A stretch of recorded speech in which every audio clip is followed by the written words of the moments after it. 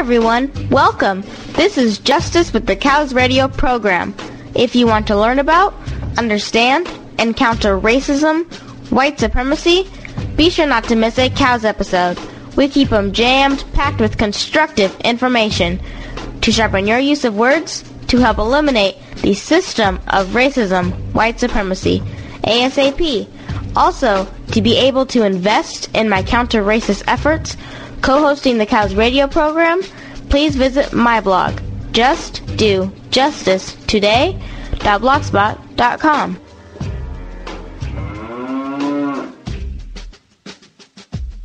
You're just saying just buckets and buckets of words. I got an uncle real crazy. My Uncle B, 55 years old, hates white people, married to a white lady. And he's sitting around going, these crackers ain't shit, except for Susan. And he tried to explain the whole thing to me one day, say, yeah, I got a white wife, I love her, she loved me, that's all that matters. But I tell you this, if the revolution ever come, I'll kill her first. Just to show these crackers I mean business. Motherfucking cracker ass, motherfucking cracker. Shit, cracker, motherfucker. Hey, hi, honey. Motherfucking cracker, I'll kill my cracker kids too. So the love affair was not with, see, the mistake we make is we get into these academies and then our love affair is with them. He didn't do that. He went in there armed with his love for his people. So what he did was to attack their defining paradigm at its core. And let's just take a glance at these ideas. This is where I can get kind of lost in doing this because I like to do it. So you got to stop. I won't do a whole lot. But I do want you to hear them, especially the children. These are the conceptions that we need to, in order to fully understand the impact of his challenge. Let's hear them.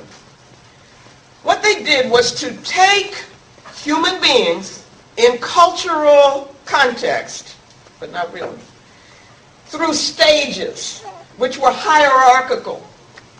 Okay? All of them did that. They even wanted to connect brain development. You hear what I'm saying? Capacity with these stages of development. This is the kind of thing Job was fighting against, all right, attacking. They wanted to align brain development with family development, with technological development, and so forth. Language, all of these things. Marriage systems. I mean, they would just be running their head, as we said. We used to say in the old days, you know, older people might have heard. In other words, they're just talking. But they could do that because they had the structure of the academy behind them, which had all of the power of European world domination and white supremacy behind it. That's what supports the academy. Okay? So they could get in there, and as so-called scientists could write whatever they wanted, which fit their cultural ego. Job said, let's look more. Let's focus specifically on Lewis Henry Morgan, one of the fathers of Western anthropology. He said that in the first stages of cultural development, you had total promiscuity. And that he called this group marriage. This was the lowest form for him, so that lowest savagery. He actually made that, this is a stage of cultural development. Lowest savagery. Okay? And by the way, it goes through, if I get to that, you got low, middle, and upper savagery. You know, and then it goes to barbarism, and you got that as well, right? I mean, what is that? It would be games, you know, if anybody was really talking about it in a serious way. That you know, you have children, they're making up their stuff, you know, and then it becomes valid because it's in this academic setting. I mean, you have to think of the influence that ideas like this had around the world, globally. Here you are, you know, a financially poor African student in Kenya, and you get the opportunity to go to the school, which then gives you the opportunity to go to the next one, and then finally you get to go to the University of something over here in America. And you have a course on anthropology.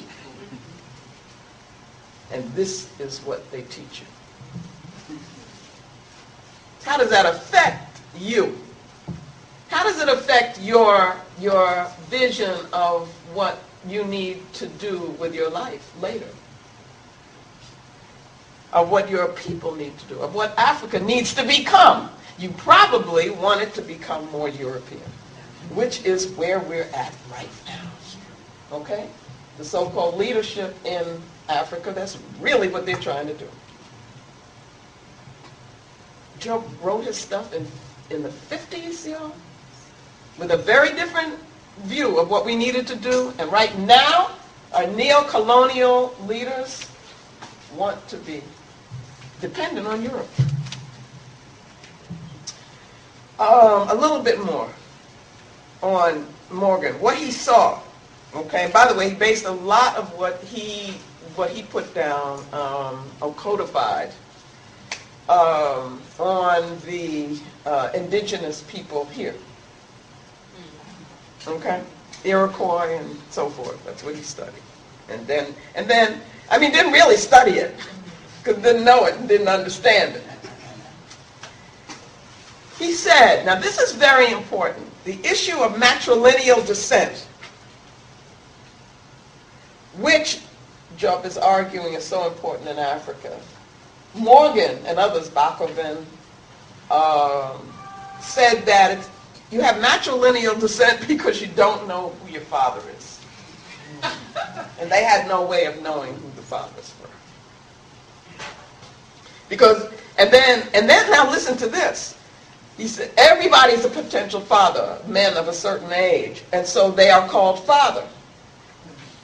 Now, those of you who know African culture, who study traditional African culture, you see a very different reason for that.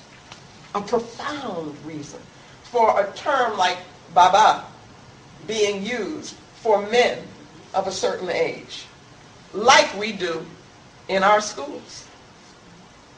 Right? Like we would do at Akabin, like we do at Black Star. The men are baba.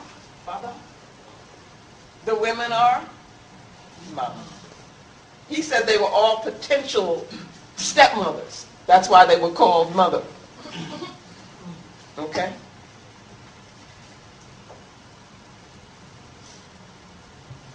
Savages, he said, had stunted mentality.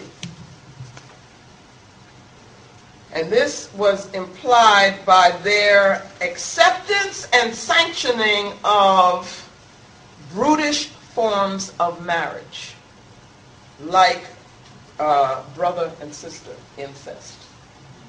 Man created this out of his head. Okay, but it becomes what they call fact because it's in the textbooks. If you open up a textbook of anthropology written at that time, they still have different versions of it now. It's watered down because they know right now, you know, it's not politically correct to say it quite that way, but the implication is still there. Okay? And they still teach Morgan. They still teach Tyler. Okay? These are still considered the founders of the discipline. And that's what the discipline is about. So I really don't consider myself an anthropologist at all. I consider myself an African-centered cultural scientist. So I look at how culture works and how we can use it to gain and regain sovereignty for our people. Okay, he said also that improvements in technology were because of intellectual development. And that as you eliminated these early family forms, which he considered savagery and they were brutish, that it allowed your intelligence to develop. Check that out. In other words, you change the cultural form, and then that frees you so that then your brain can develop more. Now remember, this isn't just some crackpot saying this. They're respected people. They're respected social scientists, which are crackpot, right? But to them, they represented, these are the founding fathers, almost literally, of the discipline of anthropology. And sociology is not, there's not a big, I could do the same thing in that, right? Okay. And then he goes into the principle of natural selection, so that the more intelligent ones are developing these better family systems and so forth. And he says you move from the promiscuous horde that was in lower savagery.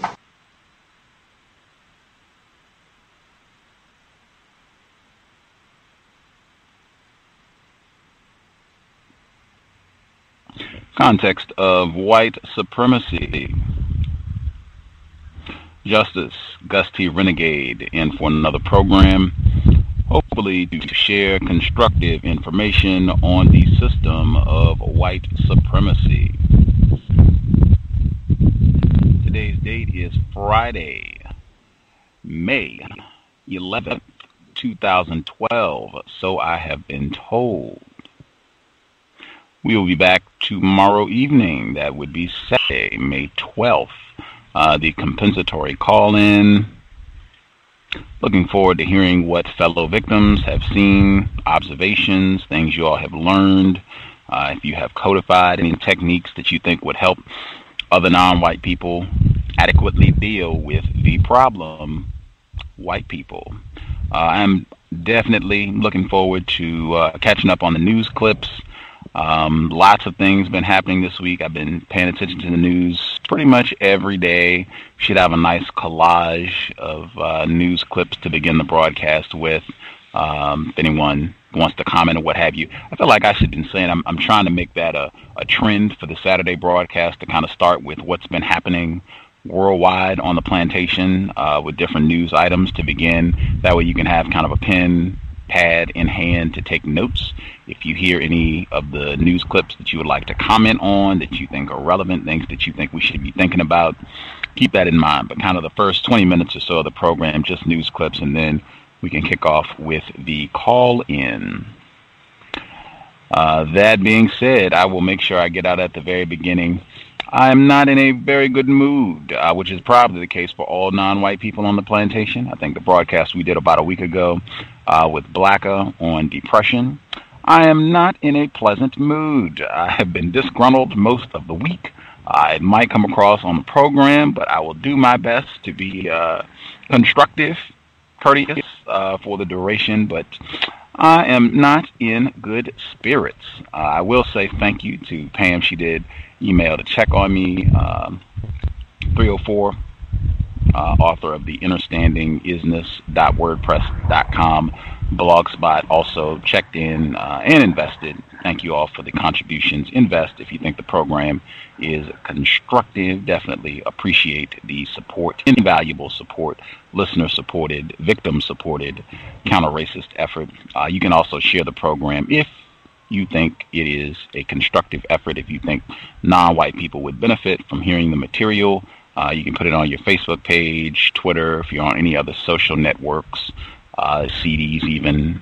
Definitely let folks know about the context of white supremacy. I will touch one quick thing.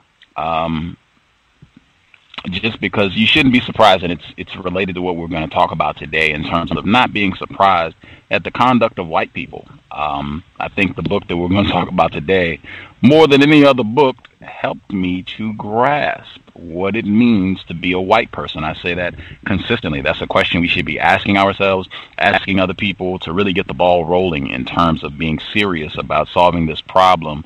What does it mean to be a white person? You can add on that in a system of white supremacy, but I mean, you can even just leave it the way I stated it at first. What does it mean to be a white person? And Joel Ward, the black hockey player, we played a news clip. We had talked about it a couple weeks before. He scored a game-winning goal. I don't watch hockey. I don't know anything about hockey. People were posting information on Facebook that black people, much like many other things, most other things, black people created the game of ice hockey, even though you don't see very many black hockey players in the NHL right now. But there's a black hockey player for the Washington Capitals. His name is Joel Ward. And he scored the game-winning goal in Game 7. They won the series and moved on to the next round. And there was this explosion of terroristic, trifling, racist tweets online after he scored this goal, where you had, I guess the team they were playing against was Boston. So you had all these Boston fans calling him all kinds of nigger this and blah, blah, blah. And, the typical trifling white supremacist conduct. And so this happened, I think, like 2 weeks ago, within the last 20 days, probably not even that long, just like 3 days ago. So that the team is still playing because he scored this game-winning goal. And he got some sort of penalty in hockey, right? He hit a play that, like, they let you fight and such in hockey to a certain extent. So he got a penalty. They ended up losing. And it happened again, except this time it was allegedly a lot of people who are fans of the team that Mr. Ward plays for, the Washington Capitals. Happened again. Total explosion online. No good nigger. He lost the game. Blah blah blah. I hit him with a banana if he was here. I think one of the tweets was, "If I had a gun, I would shoot Joel Ward in his ball sack." Dr. Welsing moment. That's online. I made a whole. They have a site. It's called chirpstory.com, where you can collect tweets that are of interest or whatever, however you want to assemble them, and you can make that like a story. So I just grabbed as many as I could find of white people just being trifling online, and I made a story. I think I posted it on my Facebook page just like 2 days ago or so. But it's right there online. You can see it. I mean, and there was a ton of them. I think I grabbed maybe 50 to 75 of them, so you can kind of get an idea of what white people were saying. But just typical trifling racist commentary. And again, this book that we're going to talk about today should give you an outstanding overstanding of why that is, so that you're not surprised, you're not sitting there hurt, you're not angry. As I said before, it's like seeing a dog and the dog starts barking. That's what dogs do. It's like seeing a bird, it starts flying. That's what birds do. White person, noose, mistreating a black person, that is what white people do. Got it. Alrighty, book we're talking about today, Yurugu, an African-centered critique of European cultural thought and behavior, Dr. Marimba Ani. If you have not read it, first time hearing about it, you should definitely get a copy. If you cannot afford a copy, and the first time that I read the book, I could not afford a copy, so I just went to the library. Read it in the library. No excuse. You should definitely get your hands on the book and invest some time reading it. Full title again, Yurugu, Yurugu, an African-centered critique of European cultural thought and behavior, Dr. Marimba Ani. We're going to do the first 50 pages today, and hopefully we'll be able to continue on a weekly basis in reading chunks. I know some people had talked about it was a very difficult book to read. I think when I've been saying, this is one of the most important books that Gus has ever put his hands on. I think it is the most important book with regards to this program being in existence. But it's not an easy read, particularly if you do not do a lot of reading, if you have not read a lot of the authors that she references. Michael Bradley, author of The Iceman Inheritance. So many people. Dr. Francis Cress Welsing is in there. Neely Fuller Jr. is in there. Tons of people. Ward Noble is in there. Sheikh Anta Diop. She was talking about Mr. Diop at the beginning of the program. If you haven't read some of these people's material, that will make it even more challenging to read the book. But I would say it's worth the effort. You can definitely do it, and we will help. We will break it up into sections as we go. The one thing that I will say, we can't do 50 pages per section every time because it will take too long. It would take like 3 months to read this book, and I don't think I've ever spent 3 months reading a book. I think the first time that I read this book, I did it in 2 weeks. Not saying that, everybody's on their own timetable with how much time they have to read, how fast they read, that sort of thing, but 3 months is a bit long to spend on one book, in my opinion. And at least what happened for me, and it'll be great to hear feedback from other folks. What happened for me, it was like riding your bike uphill, getting started, because she uses so many new terms and different concepts that it was a little tough getting started, riding the bike uphill.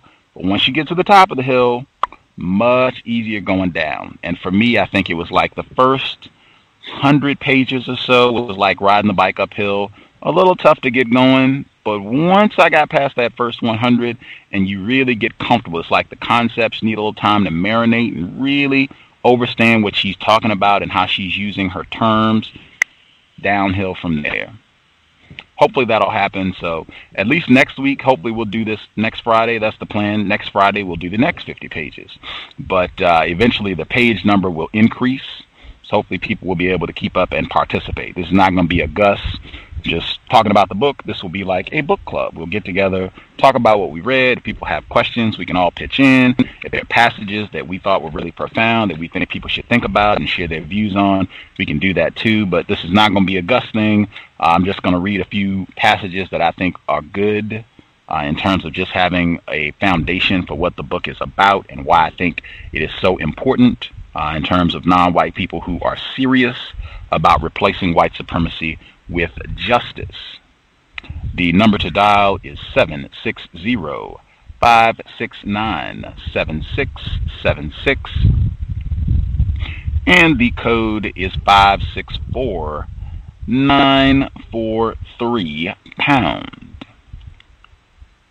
Number again, 760-569-7676, and the code is 564-943#. Since this is a listener participation broadcast, I'll give out the Skype. What you need to do once you download Skype and all that, you just want to add to your contacts. The handle is free conference call HD.7676. I'll say it again slowly. Free conference call 76, dot, I forgot the dot. Free conference call HD.7676. And the code is 564-943#. Okay? So you just go to Skype, add to your contacts that handle, long as it is, add that handle, and then just dial it like you would any other Skype call. It is free. Skype is free for any of the folks listening anywhere in the world. Skype is free. Skype is free. Okay.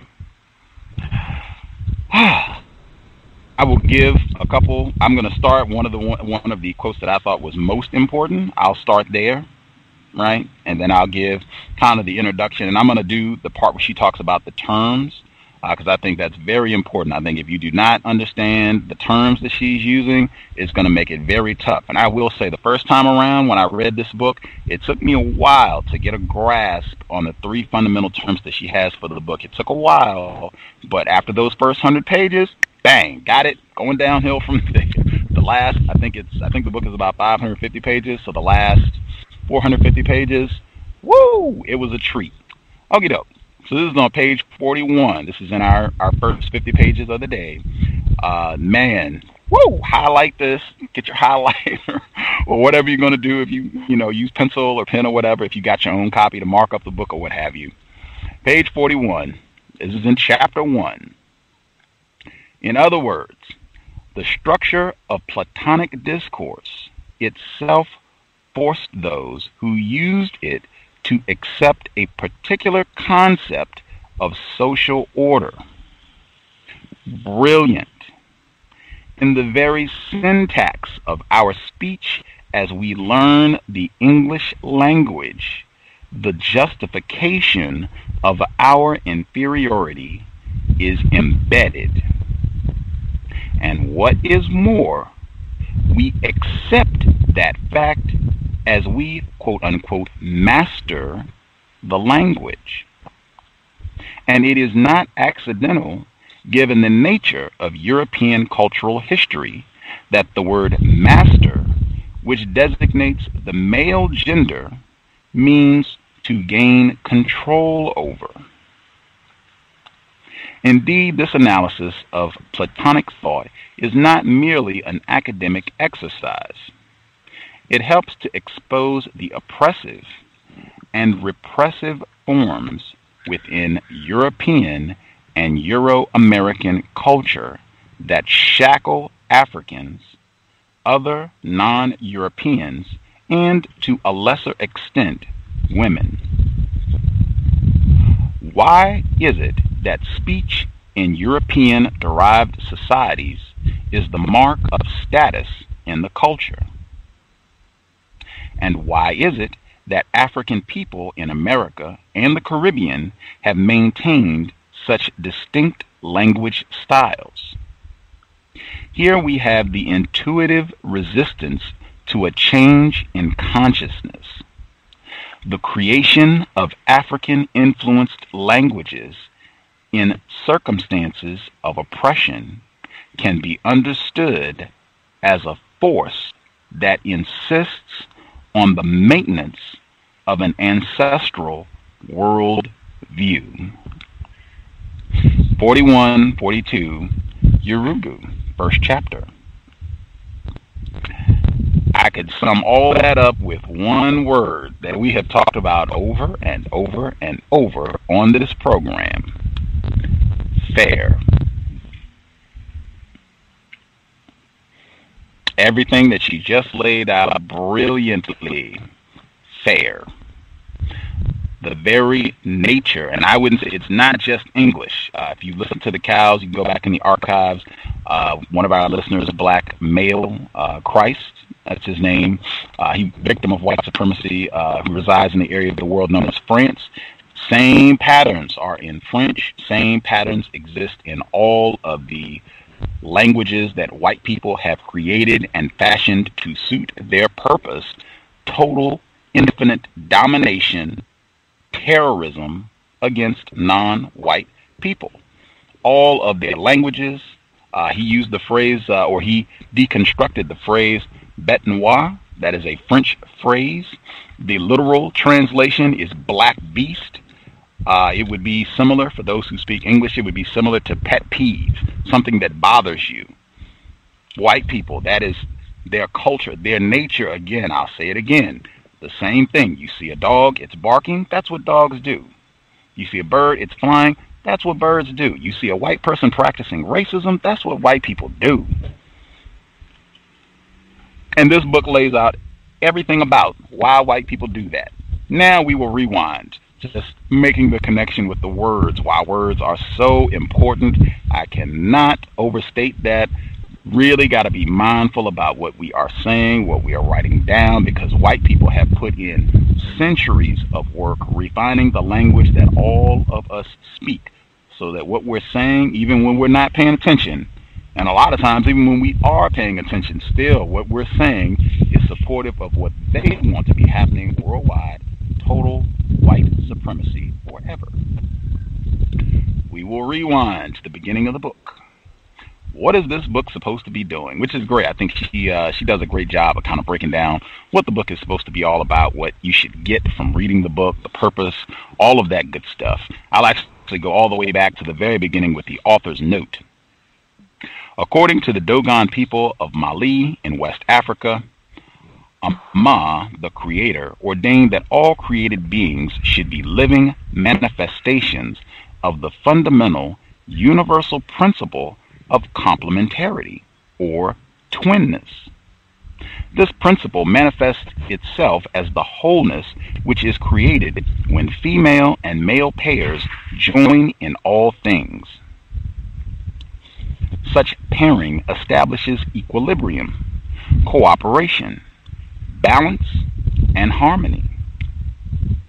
Allah therefore equipped each being with twin souls, both female and male, at birth. But in one of those primordial placentas, the male soul did not wait for the full gestation period to be born. This male being was known as Yurugu, who arrogantly wished to compete with Allah and to create a world better than that which Allah had created. With his fragmented placenta he created earth, but it could only be imperfect, since he was incomplete, that is, born prematurely, without his female twin soul. Realizing that he was flawed and therefore deficient, Yurugu returned to Allah, seeking his complementary female self. But Allah had given his female soul away. Yurugu, forever incomplete, was doomed to perpetually search for the completeness that could never be his. The earth he had defiled in the act of self-creation was now inhabited by single-souled, impure, and incomplete beings like himself. Yurugu's descendants, all eternally deficient, originated in an incestuous act, since he had procreated with his own placenta, the representation of his mother. This is the author's note before you even get started, just kind of breaking down what the term Yurugu means. For me, very reminiscent of Dr. Francis Cress Welsing, the ISIS papers, in terms of talking about white people being incomplete and their aggression being a result of compensating. I was thinking white genetic annihilation a lot in reading the first 50 pages and what motivates white people to do what they do. Also, Michael Bradley, the Iceman Inheritance, and both of those works are cited in this book. In fact, this is where I first learned about the Iceman Inheritance.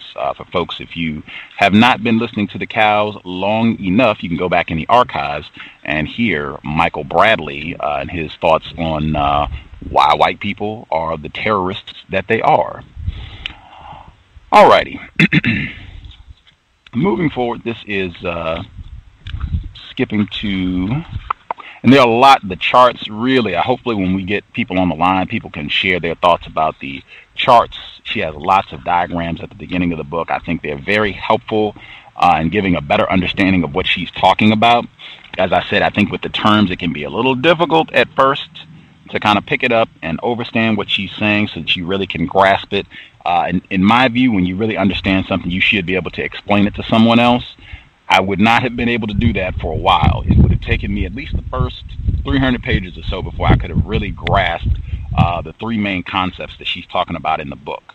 But we'll do that, do the introduction, get to the terms, and then we'll hit the phone lines to hear what folks have to say. Okay, this is the introduction. I hope I'm pronouncing this term correctly. Bolakaha, very important. Reading the bibliography, important. As best you can, read the bibliography, the citations, pay attention to as much info as you can. There's so much details, and just she crammed the book with so much information. Really try to take your time and appreciate everything that she includes in the book. So the term Bolakaha is a Yoruba term meaning, come on down, let's fight. See Chinweezu, who's been on the program, toward the decolonization of African literature. Excellent material. Big fan of Dr. Chinweezu, who's been on the broadcast. Hopefully we can have him back for a second trip. Okay, this is the introduction. This study of Europe is an intentionally aggressive polemic. It is an assault upon the European paradigm, a repudiation of its essence, with the intention of contributing to the process of demystification necessary for those of us who would liberate ourselves from European intellectual imperialism. Europe's political domination of Africa and much of the non-European world has been accompanied by a relentless cultural and psychological rape and by devastating economic exploitation.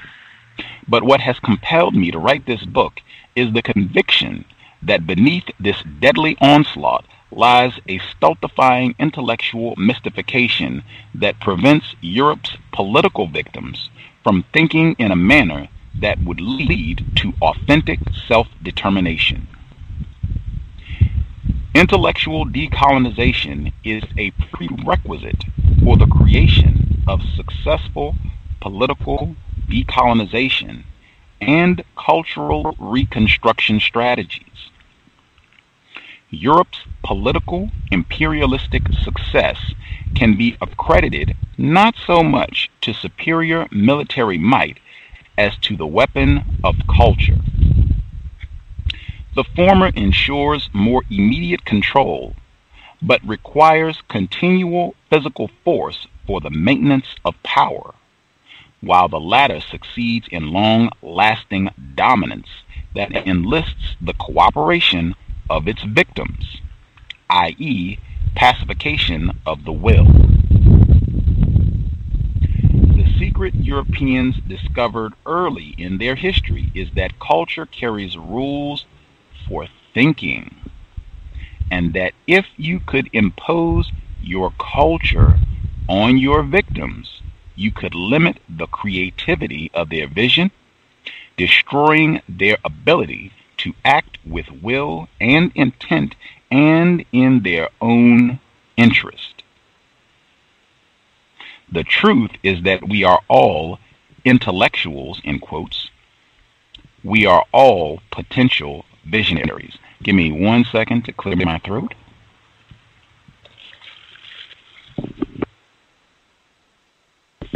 Thank you kindly. This book discusses the evolution of that process of imposition, as well as the characteristics of cultural beings who find it necessary to impose their will on others. It is not a simple process to explain, since the tools we need in order to dissect it have been taken from us through colonial miseducation. It is necessary to begin, therefore, with a painful weaning from the very epistemological assumptions that strangle us. The weaning takes patience and commitment, but the liberation of our minds is well worth the struggle. I'm not going to read the entire introduction. I'm skipping ahead a little bit to give some of the objectives that she lays out, and I, thoroughly appreciate anybody who writes a book, particularly for black people. I am outside. I want to make sure we're clear. Since I'm doing a lot of reading, I'm going to open up the chat room just for a moment. I am outside because it is 65 degrees and Gus nearly lost his mind. As I said, I am not in a pleasant mood, and getting a little sunshine tends to make me feel a lot better. I don't remember the last time it's been 65 degrees, so I insisted on being outside. So I want to make sure I'm being heard. You might hear some birds and other stuff in the background, but I'm pretty much by myself. I'm isolated, but I am outside. So I'm opening up the chat line. Can you all hear me clearly? Gotcha. I will ring 304. Gotcha.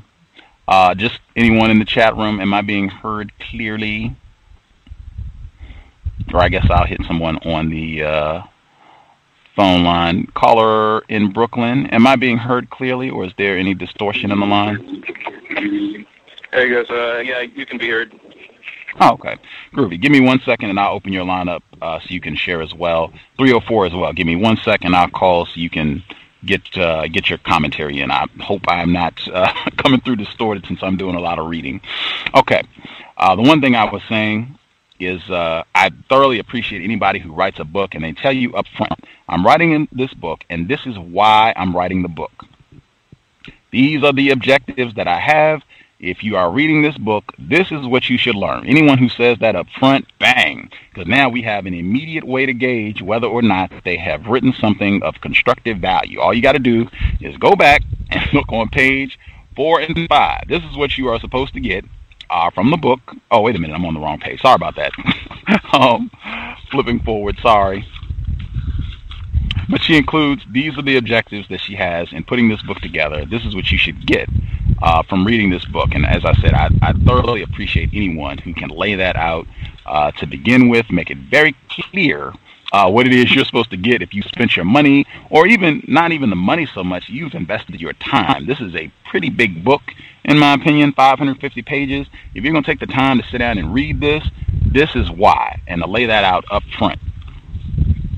Make sure I don't have any of the other info from the intro that I want to touch on before I get there. Oh, yes, I do. One more tidbit before I get to the objectives. One more tidbit. This is on page 7. Woo! I emailed this out when I was reading this book the first time. I emailed this out to friends and other people. I even had some quote-unquote white friends. Vomit. At the time when I was first reading this book. But by the time I got to the end, that number had dropped drastically. Dr. Marimba Ani. Okay, this is on page 7. Page 7, still in the introduction. Okay. In all cultures, there is the taken for granted, assumed, and habitual aspect that, though generally less visible than others and rarely explicit, exert the most profound influence on its members. I will go back and read that one more time. In all cultures, there is the taken for granted, assumed, and habitual aspect that, though generally less visible than others and rarely explicit, exerts the most profound influence on its members. This is precisely because it functions on such a deep level. According to Edward T. Hall, these hidden controls become habitual responses that are experienced as though they were innate. Anthropologists talk about worldview as that aspect of culture that functions to replace presented chaos with perceived order by supplying the members of a culture with definitions of reality with which to make sense of their surroundings and experiences. It is the meaningful organization of experience, the assumed structure of reality. This deep structure of culture, as Wade Noble has called it, has a most powerful influence on the shape of the culture and the thought patterns of its members. This is only one of the reasons that this study begins with a discussion of European thought. There is another. European culture is unique in its use of cultural thought in the assertion of political interest. While the logic of any culture, in the sense of what its members are taught to accept as quote-unquote making sense, may become for them part of an assumed reality.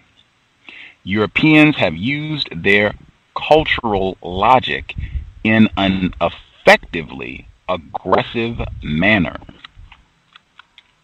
The culture teaches its logic and worldview to the ordinary participants who then assemble it, assume it, and push it beneath the surface from where it influences their collective behavior and responses.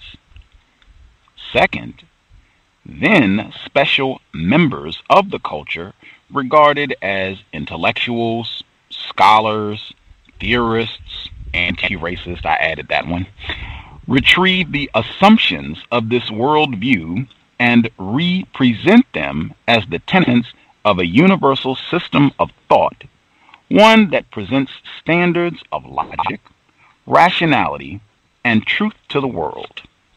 These are considered the seminal theorists of the culture, when actually their ideas simply reflect the assumed reality of the mainstream white supremacist culture. The manner of their presentation is, however, authoritative. In this way, the European worldview takes on ideological force not only within but outside the culture, since it can be imposed as a universal, speculative, and self-conscious. At the same time, its parochial and axiological character remains well hidden and camouflaged beneath a pseudo-universalism. I will stop there. I hope folks grasp the weight of what she laid out. This is pages 7 and 8. This is kind of midway, page 7, top of page 8. My quickie before I go to the objectives that you should get from reading the book. Racist man, racist woman, racist child. As I've said consistently, just looking at a black person does not mean you all are on the same team. Does not mean that you all have the same objective. Does not mean that you all have the same goal in mind. That should be obvious. White people, they have invested an extraordinary amount of time and energy to craft objectives, strategies, a code, if you will, for what they should be doing in all areas of people activity. Their code is so developed, so thorough, they don't even have to talk about it at a conscious level. They know what they're supposed to be doing as a white person. Their code is so dominant, most of the non-white people, I would say all of the non-white people on the planet, we are really functioning from their code with regards to how we think, what we think about the world, what we think about God, everything, even what we think is possible, has been confined and defined by racist man, racist woman, racist child. For me, that is why use the term white supremacy to really get at the root of how deep this problem is. When she talks about decolonizing your mind, getting at how deep this is, even the way that we think about how your mind works, and she gets into that as the book goes along. Thinking about what the creator is. White people have dominated and defined all of these concepts. Even the words that we use to try to be in touch with the creator. White people have given us those terms. White people have defined those terms. That has an extraordinary impact on us on so many levels. Cannot be understated. That is what domination looks like. Getting to the objectives. This is all in the introduction of the book. Getting to the objectives. I'm flipping forward. This is on page 24. The term context kept ringing in my mind. She used the term context a lot in the book, too. You'll probably hear it during the program. Okay, this is on page 24. The most insidious expression of European nationalism is manifested in the process of codification, through which behavior and thought patterns have been standardized and validating theoretical formulations provided by European academia. We need only to decode its workings in order to understand the mechanisms of supremacy and break its power. The objective of this study is to place the European experience under scrutiny in order to reveal its nature. We turn the tables by transforming subject into object and in the process, we are ourselves transformed into victors rather than victims. We emerge from the yoke of European conceptual modalities that have prevented us from the realization of the collective conscious will of our people. Our objectives are specifically, number one, to demonstrate the relationship between European of European institutions, European anti-Africanism, and European imperialism. Number two, to remove the cloak of universalism from European choice, value, particularism, European interest, and Eurocentrism. Number three, to examine and expose expressions of European nationalism. And I think she would agree that is just synonym for white supremacy, same thing. Number four, to understand the Asili, or fundamental germinating principle of European cultural development, and thus, number five, to provide a tool for the explanation of European thought and behavior as part of a consistently patterned ideological construct. This is achieved through an ideological focus that recognizes Europe as the powerful monolith that it is. The compelling question this study asks and answers is, what accounts for European power and Europe's successful domination of the world? The objective of this book is our liberation from that control so that we can indeed reclaim ourselves and what belongs to us, and in the process transform the universe, thereby re-establishing primary equilibrium. The intent is to speak with the voice of African nationhood and to be inspired by the collective vision of our people and our ancestors. The introduction. Alrighty. Getting to the definitions, very important, very, very important. I will read the terms, because she makes up her own terms, which I think is phenomenal. We will have to do that. White people, the terms that they have set down for us are for their benefit. To solve this problem, I think we will have to come up with some of our own terms. And sometimes you can stick with the same term, but just give it a new definition. Mr. Fuller has talked about that. Dr. Welsing has talked about that. Several of our guests, and she does the same thing. This is from page 11. This will probably be the last chunk that I'll read for right now. And then we can hit the phone lines to see what folks have to say. If this was clear, if you're listening and you've been hearing what I've been reading, if you can hear me clearly, but you do not understand the words, if you do not comprehend what I have been reading, definitely get a hand up and try to be specific about what it is that you don't understand. If it's a term that she's using that you don't understand, try to write that term down so you can at least say, well, I don't know what this word means. That's throwing me off. I will definitely say it's helpful. I might even say mandatory. Have a dictionary near your side when you're reading this book, just so that you can check. And I had to do that, even rereading it. I had to go consult the dictionary just to make sure I was on top and I knew what she was saying.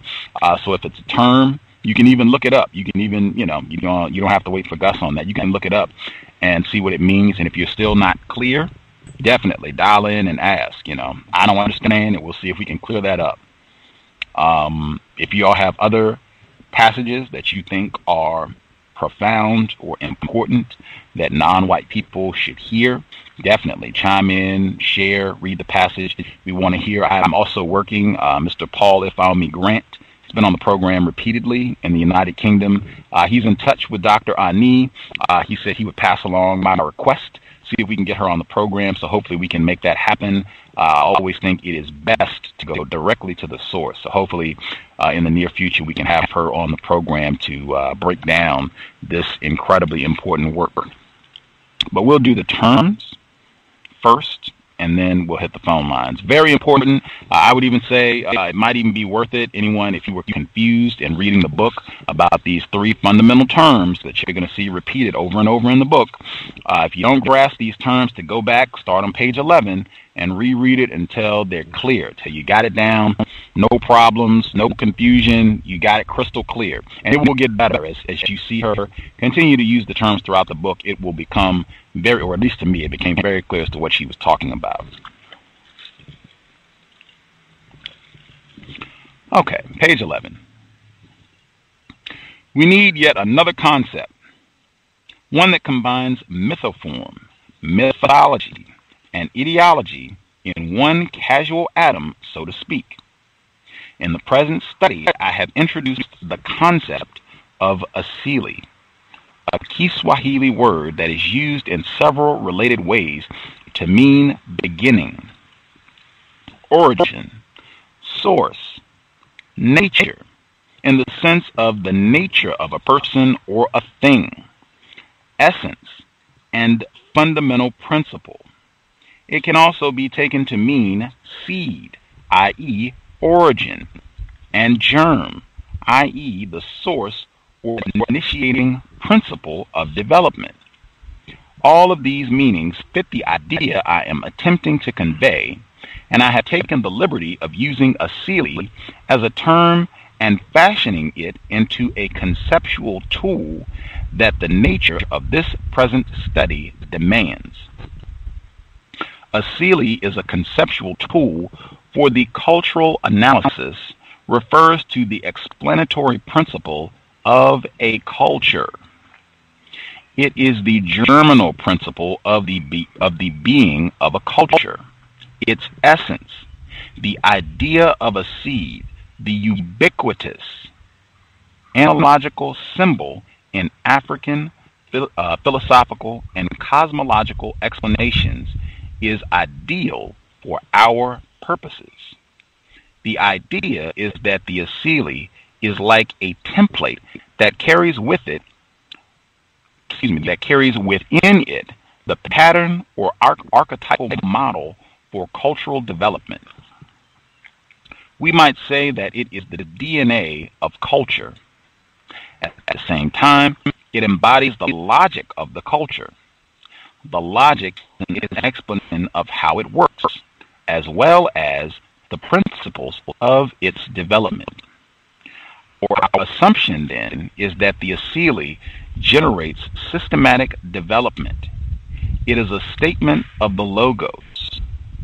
The Asili of a culture is formulative, and it is ideological in that it gives direction to development. It accounts for consistency and pattern in culture. Also, its tenacity. The Asili determines cultural development, then the form that the culture takes acts to maintain the integrity of the Asili. It acts as a screen, incorporating or rejecting innovations depending on their compatibility with its own essential nature. It is as though the Asili were a principle of self-realization.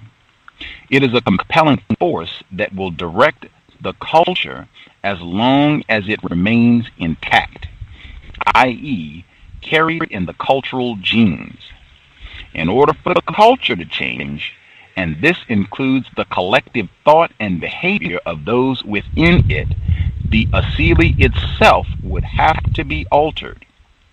But this would involve a process of destruction and the birth of a new entity. Cultural Asili or Asilis are not made to be Woo! Just read that last sentence one more time. Cultural Asilis are not made to be changed. I would apply this to white people. The Asili of racist man, racist woman, racist child, white people, that Asili is total, eternal domination and terrorism of black people, non-white people, universally. That's the Asili. There's no changing it. There's no reforming it. That is white people. Cannot be changed, cannot be altered. Thorough understanding of what it means to be a white person. Moving forward, obviously the introduction of this concept implies a theory of culture. This theoretical framework has certain advantages. First, the assumption is that every culture has an Asili. Since it is the germinating seed of cultural formation, and that Asili is determined by the collective, fundamental nature of its members. Second, the Asili of a particular culture can be identified and consequently its inherent nature delineated. Third, this presents us with a powerful tool of explanation, since we have a concept that helps to explain the organicity, structure, and development of any culture. Asili accounts for its driving force, tells us what makes it tick. Asili is a synthesizing concept in that it allows us to explain and see the way in which the various aspects of a culture relate and how they cohere. This critical relationship takes place within the ideological matrix of the culture, the Asili. Rather than being limited by a lineal process, we always come back to the center. The Asili is our reference point, explaining cultural phenomenon within the context of a specific cultural tradition. Asili has an ideological focus, since it is concerned with that which compels and demands particular forms and content of expression. Asili allows us to recognize culture as a basic organizing mechanism that forges a group of people into an interest group, an ideological unit. This is the case even when the descendants of the original culture and civilization have been dispersed in other areas of the world. As long as they are connected through a common Asili, they constitute a diaspora, manifesting the continued life of the civilization. Asili allows us to distinguish the peripheral, the anomalous, and the idiosyncratic, and at the same time allows us to interpret patterns of collective thought and behaviors in terms of the cultural Asili. Asili is a concept and a cultural reality. If we assume it, the concept, then it helps us to explain a culture in terms of the dominant and fundamental principle of its development, its reality. Asili then will enable us to understand and explain the behavior, thought, and creations of a people in terms of the origin and logic of their culture. In this case, it enables us to understand European thought and behavior as part of an ideological whole. European religious philosophy and aesthetics become particularized in the context of the European Asili. It remains now for us to determine the content and nature of this particular Asili. Once we have done that, European culture becomes explicable as an ideological totality. This does not mean, however, that a definitive Asili is conveniently visible for us initially. Rather, its nature emerges from the most forceful characteristics of the culture as they are felt through confrontation and observation. It is a question of the perception of emphasis, focus, and priority. These gel into our conception of Asili as the seed, which is then understood as being formulative, germ. But Asili is not an idea like Armstrong's menthoform. It is a force, an energy that asserts itself by giving direction to and placing limits on cultural creativity. Asili is the primary determinative factor of cultural development and an essential explanatory principle of cultural theory. In the present study, I have used two other concepts to complement the Asili concept. I have borrowed other key Swahili terms to connote the ideas in question. Utamaduni means civilization or culture. Wazo means thought, and Roho is spirit life. I have created the concept Utamawazo to convey the idea of thought as determined by culture. I'll say that slowly. I have created the concept Utamawazo to convey the idea of thought as determined by culture. And I have introduced Utamaroho, slightly more difficult to explain, as the spirit life of a culture. Also, the collective personality of its members. Utamawazo is very close to what is meant by world review, but it has more of an ideological emphasis than the way we usually use that term. Gregory Bateson's eidos is similar, but again, there are differences. In his book, Naven, Bateson introduces the concepts eidos and ethos as tools for investigating what he calls cultural structures, a collective term for the coherent logical scheme of the culture. This is somewhat like our Asili. The investigator can determine the scheme, he says, by fitting together the various premises of the culture. Eidos is a standardization of the cognitive aspects of the personality of individuals, and, again, the cultural expression of cognitive and intellectual aspects of a personality. Ethos refers to the emotional aspects of cultural behavior, the system of emotional attitudes which governs what value a community shall set upon the various satisfactions or dissatisfactions which the contents of life may offer. Bateson offers an explanation of how this process works. The culture into which an individual is born stresses certain of his potentialities and suppresses others, and it acts selectively, favoring the individuals who are best endowed with the potentialities preferred in the culture and discriminating against those with alien tendencies. In this way, the culture standardizes the organization of the emotions of individuals.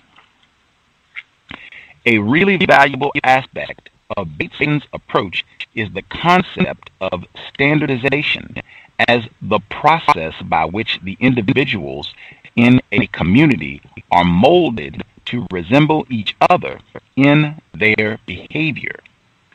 Interestingly enough, he says that the concept of ethos can be valuably applied even to such enormous and confused cultures as those of Western Europe.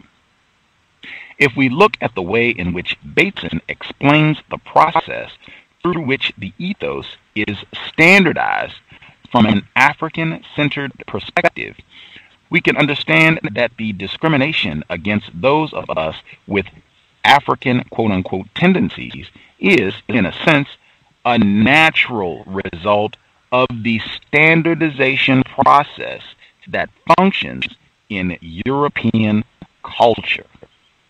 The culture chooses the personality styles that suit it, just as our personalities have been influenced by the African Asili. Udumawazo, thought as determined by culture, is Bateson's eidos in that it focuses on the way in which culture acts to determine collective cognitive style. It refers to the thought patterns of a group of people who are culturally related insofar as these thought patterns have been determined by the culture.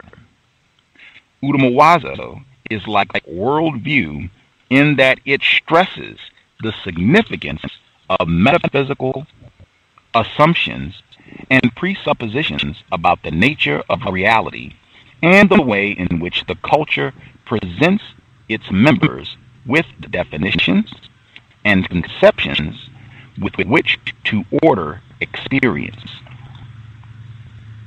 Udumawazo, however, places more emphasis on conscious mental operations and refers to the way in which both speculative and non-speculative thought is structured by ideology and biocultural experience.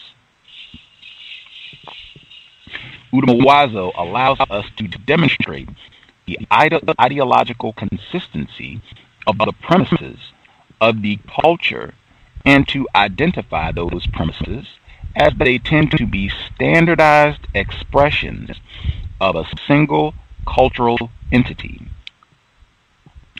Julian Jayne uses the expression collective cognitive imperatives, and this is very much what we mean by Udumawazo.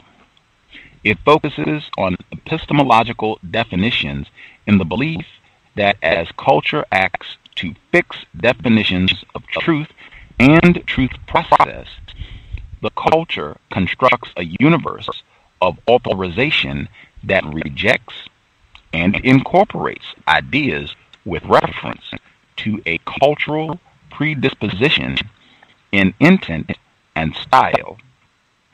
And, what is more, the Asili adds dimensions of purpose and direction that are forceful. Udumawazo, then, cannot be understood unless it is placed in the context of Asili. Udumawazo accounts for perspective. Wade Nobles defines the ethos of a people as the tone, character, and quality of their life, its moral and aesthetic style and mode. It emerges as a set of guiding principles that define the underlying attitude they have toward themselves and their world. Ron Karenga defines ethos as the sum characteristics and achievements of a people which define and distinguish it from others and gives it its collective self-consciousness and collective personality. Udumaroho, like ethos for Nobles, accounts for attitude, character, and aesthetic in a collective sense, but it does not include the guiding principles that have a determinative function. That would be closer to our Asili. In terms of Karenga's use of ethos, Udumaroho does include the idea of collective personality, but it is not in any way self-conscious. Udumawazo has a self-conscious expression, even though it originates in the metaconscious Asili. But Udumaroho remains on an unconscious level of feeling. Udumawazo is cognitive in expression, while Udumaroho is affective. Udumaroho is many things at once. It is a concept that denotes the way in which the Asili acts to forge a collective response among the members of a culture to life and to the world as they confront it. But this response, in the sense of Udamoroho, is not thought out or planned. It is more of an instinctive reaction caused by their spirit. Used this way, spirit refers to the essential nature of a being. It is the idea that a person, or as it is in this case, a culture or group of people, possess an immaterial, non-physical substance that determines their unique character or nature. By the physical and non-physical essence is here, but the physical and non-physical essence is here linked as it is in the concept of a gene which carries memory. We speak of Udamoroho as we might speak of temperament and character and emotional response. These may sound like the terms of psychology, but Udamoroho is not individual. It is collective. The question of relationship between culture and personality is not a new one. The recent psychohistorical studies assume a Freudian posture for the most part, using psychoanalytical theory to analyze cultural developments in the context of historical circumstance. The culture and personality school of anthropology is much older, its theorists attempting to discover the ways in which a culture influences the personality of its members. They have usually emphasized alternatively worldviews or patterns and or configurations, themes, and language as these phenomena act to determine the style of the culture in question. Spengler talks rather obscurely about the soul image of the Western European as being Faustian. Udamoroho does not characterize the ethos of cultures into types, as previous ethnological theories may, but as inseparable from Asili. It focuses on uniqueness of a particular culture with respect to its emotional rather than cognitive patterns.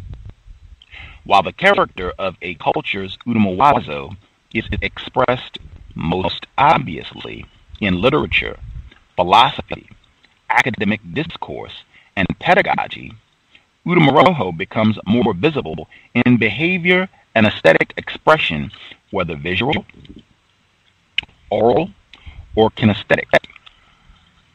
At the same time, Udamoroho is the inspirational source from which the Udumawazo derives its form. For Udumawazo is not simply thought, but forms of thought. The Asili defines the Udamoroho spirit and gives form to the Udumawazo. The Asili is in turn energized by the Udamoroho life force. The Udumawazo thought, Udamoroho spirit life, and Asili seed influence, reinforce, and build on each other in a circular process and in a reality that precludes their rigid distinction as cause or effect. This circular process and synthesis is culture itself. It would not be possible for one of these cultural phenomena to contradict another within the same cultural experience. By their very definition, they are supportive, compatible, reaffirming, and mutually generative. They are the interlocking pieces of one ideological system. Udamoroho is a special part of this process since it is the energy source for all of the culture's collective forms. The Asili is the seed, the origin, But once in existence, the Utamoroho is the vitality of the culture. It guarantees its continued life. The Asili compels the culture to fulfill itself, but it does so through the form of its Utamoroho and the life of its Utamoroho. The Utamoroho of a people is a force made powerful through its collectiveness.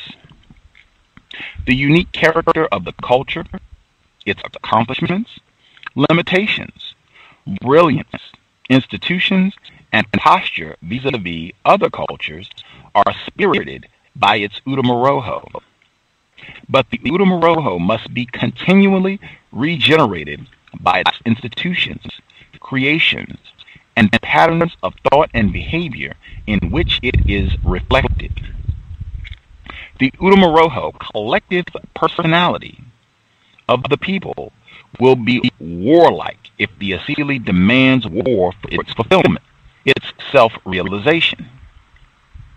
The Utamoroho will be spiritualistic or materialistic, creative or controlled, depending on the nature of the Asili of the culture. The Utamoroho will be an indication of the kinds of activities that are pleasurable and desirable for the members of the culture. It will determine what they consider to be beautiful and, to some extent, how they move and speak. The axiological aspects of culture will be related to its Utamoroho, which significantly accounts for motivation in a collective sense. The Asili is the seed that produces a force. The force is the Utamoroho of a people. It is the collective personalization of the Asili and represents the possibility of its continued existence. The Utamoroho is the thought modality in which the people's mental life must function in order for them to create and to accept a culture that is consistent with the originating Asili. Utamoroho and Utamoroho are extremely forceful phenomena in the European experience. They are brought together in the Asili, the root principle of the culture.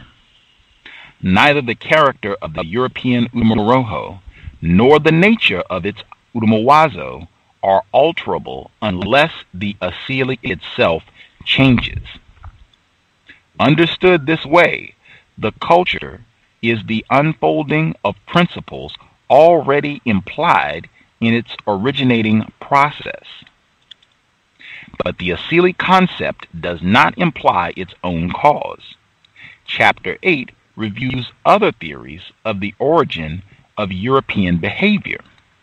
My theoretical discussion, however, is limited to a delineation of how the culture works, not what caused the Asili to come into being.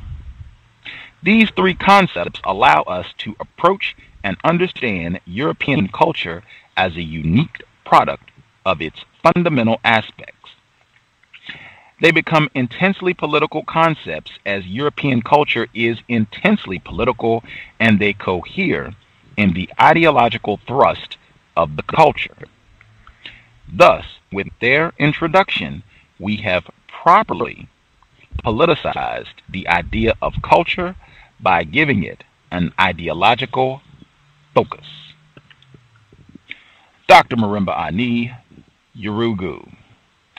Alrighty, with the foundation laid down, hopefully, we will hit the phone lines and see if people understand what I have been reading, if you've been able to hear clearly. I definitely want to hear from folks. I am not really interested in just chatting, or reading. This whole broadcast idea was requested to give people an opportunity to discuss this work. If there are things about the book that are confusing, if you don't understand really those three terms, that off the rip, you got to have a thorough grasp of those terms. and you will get that if you continue reading. But it should be clear. But this is an opportunity. Dial in, call in, let us know. The number to dial is 760-569-7676. And the code is 564-943#. Skype is available if folks I know are listening outside the country and what have you. If you would prefer to dial in with Skype, no problem. You can do that. If you need any help, you can shoot me an email and I should be able to walk you through it. Let's see.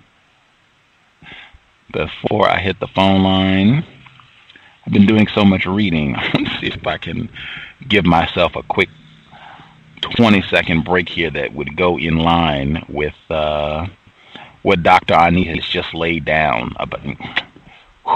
Right on the money. Right on the money. Everything that she just laid out.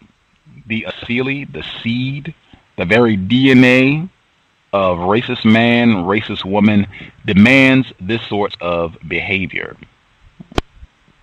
Well, the Trayvon Martin case that's been promoted by Jesse Jackson, Al Sharpton, and others has completely collapsed and appears to be a hoax.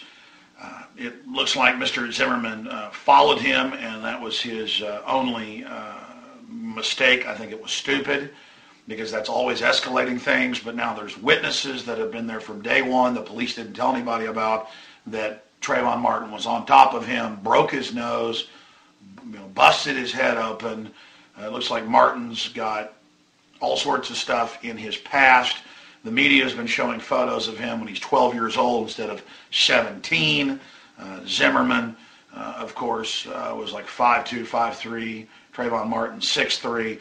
So we now see this image emerging of the fact that what we were originally told is not the case. And haven't we seen that before with Jesse Jackson and Al Sharpton, two shameful people who are constantly race baiting and creating racial division and trying to raise money off this? The new Black Panther Party, who just are basically, in my view, Black Ku Klux Klan, running around calling for vigilante justice to get Zimmerman. The media piling on and calling the guy white when he looks more Hispanic, so whites can be bad. We saw that with the whole lacrosse team thing. They were totally exonerated. Turned out the whole thing was made up. Did we get an apology from Jesse Jackson or Al Sharpton? No, we never did. Now, when cops shoot a black man in handcuffs in the back, who's completely innocent in San Francisco, it gets covered up. And you don't see people running around calling for riots. But whenever it can be about playing groups of Americans off against each other, the mainstream corporate media that wants to divide and conquer is there. But remember what happened with the lacrosse team at Duke.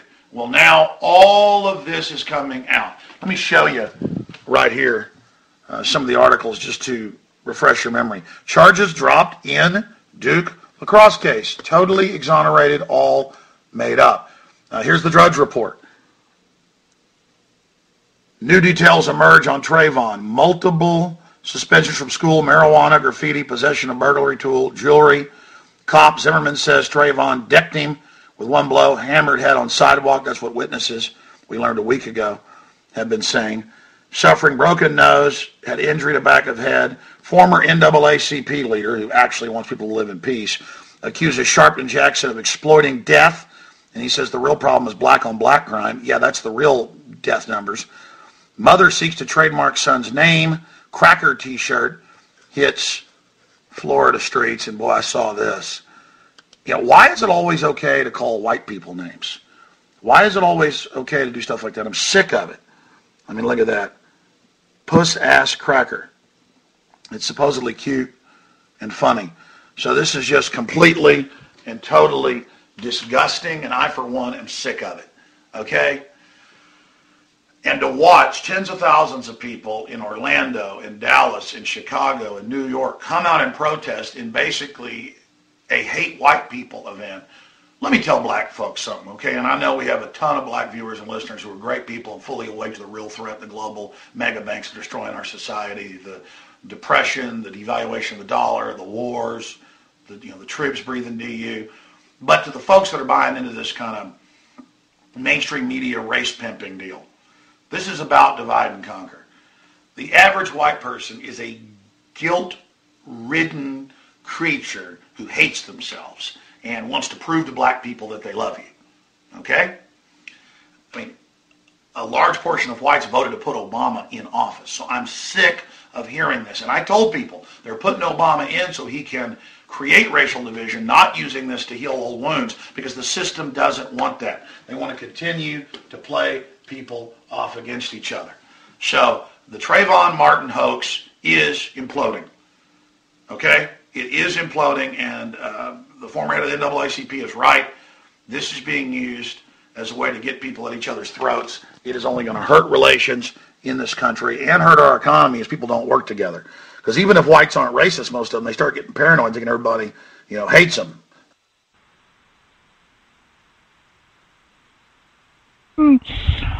Alex Jones, suspected white supremacist, just saying that to be codified, so I'm not name calling. I think Dr. Ani would say the white Asili demands an Alex Jones. And I think, and I could be wrong, but I think he actually does both. I think he gives the Udumawazo and the Udumoroho. The Udumawazo being the way, the worldview, the way you should be thinking, the ideology for how you should be thinking about what's happening on the planet, what's happening with President Obama, how you view the Trayvon Martin situation. He gives you the worldview, and he gives you that spirit force, the energy. I was really thinking of incidents like when white people just bang, let it fly, like when they jump up, President Obama's giving the State of the Union address, you lie, Udumoroho, right there, bang. The white Asili demands that sort of behavior. We got to have an opportunity to just let you know how the disregard that we have you. We got to have our opportunities to be trifling and terroristic that drives everything. White people seeing that. White people have even done studies when they see that sort of thing happen. It drives them, exactly how she said. All of these work together to reproduce one another. They all work in harmony, in concert. White people seeing that sort of behavior. I put the video on my Facebook page. White woman, she was on the train in the UK, and she just had her outburst. I'm tired of you niggers. You're taking over our country. Udumoroho, right there. Bang. The spirit force. Anger, let it fly. Our trifling conduct and the way we think about you non-white people, you niggers, we're supposed to be in domination of you worldwide. And have that sort of thing happen. White people see that. Bang, they get motivated to get out and act on that. The spirit force, the Udumoroho. We will hit the phone line, so I don't have to do a lot of talking. Caller in Brooklyn, your line should be open. The people that are on the free HD line, it's *6. If you all are interested in chiming in, the rest of the people that are on the TalkShoe line, it's *8 for folks who want to go in. I'm not really interested in talking a whole lot, more interested in hearing from folks. At least the person on the TalkShoe line, your line should be open. Hey, good evening, callers and Gus. Good reading. I think it's interesting. I know a black male who was really hung up on Alex Jones, and I think him kind of spazzing out, like even if I was confused at this point, I think that would have kind of woken me up a little bit to the whole, across the board kind of respect white people as being racist thing with Alex Jones, having been very, you can follow him down that conspiracy theory line, and then boom, it's Trayvon Martin was a brute wall, and it's but he's really lost his mind lately. Alex Jones, he's just kind of goes into these screaming fits. And I think it's the Udumawazo is this kind of plausible deniability that's embedded in the Udumoroho, as she defines it, just the way they are. And it's he could just kind of rationalize what he's doing now. It's just, he's just got a lot of bravado, and he's just kind of, give him a pass. But it's the proof is in the pudding, I guess. Yeah, the book is amazing. I'm really glad to have picked it up.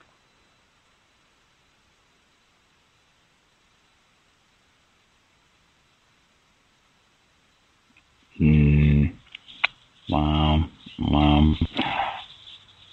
Have you, I know you were one of the folks that called in on Monday. Have you read Yurugu, or at least the first 50 pages? Yeah. I picked up the book from that bookstore that I think S. Tipped me off to, and the guy actually didn't have the book, and then he got it within 3 hours from Truth South Books over on Nostrand in Brooklyn.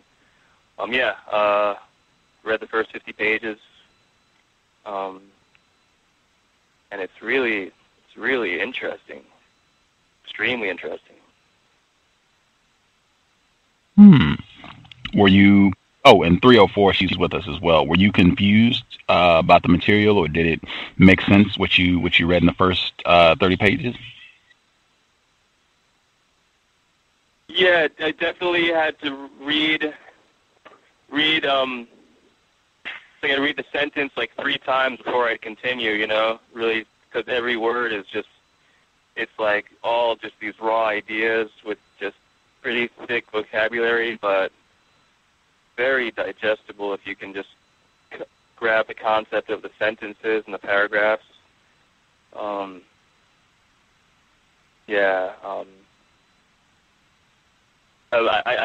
I've read like books on physics, and I feel like she gets more to the point, and she's not as amorphous. She's actually talking about it's a critique of European culture from the perspective of the African culture. So it's like all these physics books are talking about how you can't take the observer away from the phenomena that they're observing.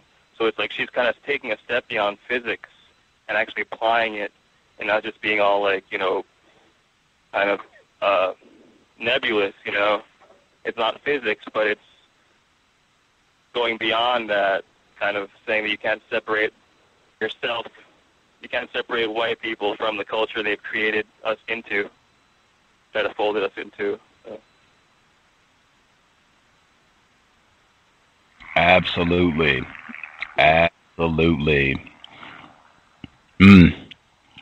Yeah, real important point, I think. 304 should be with us as well. Did you have any thoughts? Were you able to read the first 50 pages?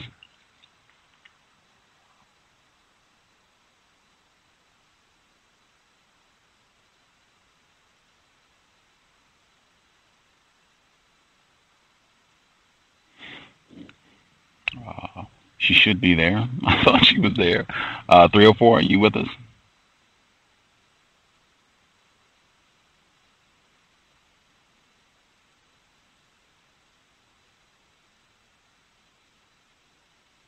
Okay.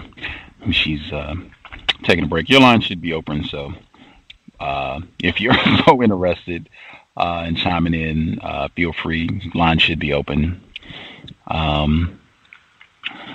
Yeah, I think that's a real important point. I think if you get the book, if you are reading it. Oh, okay, I can hear you now. I was talking through my headset. I was like talking a lot. I wasn't aware that you couldn't hear me. But yeah, this, like the previous caller said, like every word was so important. It took me, I had to read everything several times and just like marinate on it, like a few pages at a time initially when I first started reading. So yeah, and I was calling those 3 definitions, those 3 words, the definitions are really important: Asili, Utamawazo, and Utamoroho. But I was saying Utamawazo up until today, hearing you say it, and just hearing you say it differently, I was able to comprehend more by listening to you, and then just saying the word differently in my head, which kind of reiterates what she said about languages. But yes, very interesting. I'm glad we're having this forum. Maybe I'm not saying it correctly. That is a possibility. Well, I'll be curious to hear. She has presentations online. You can hear how she pronounces those terms. Asili, I've heard her say. I think I got that one. Utamawazo and Utamoroho. I might be saying it the same way she does. Might not. Have to double check on that one.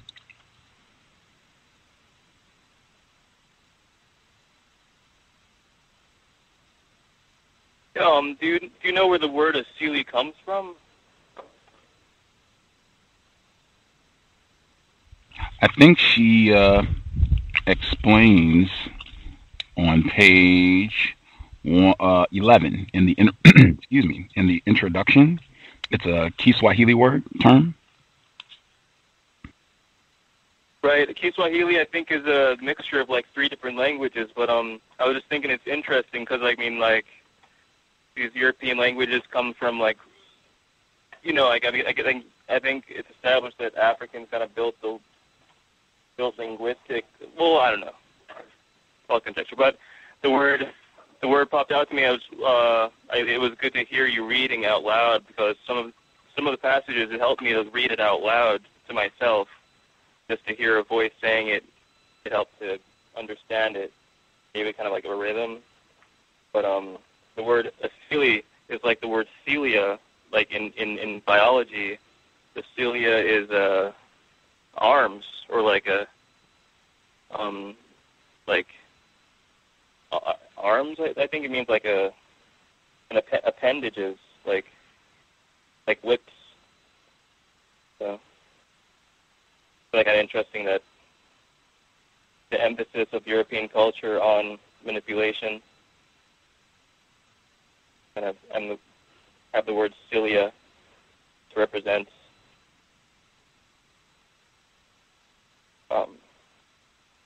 something having to do with European manipulation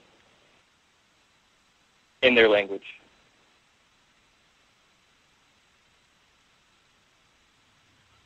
Mm-hmm. When she's saying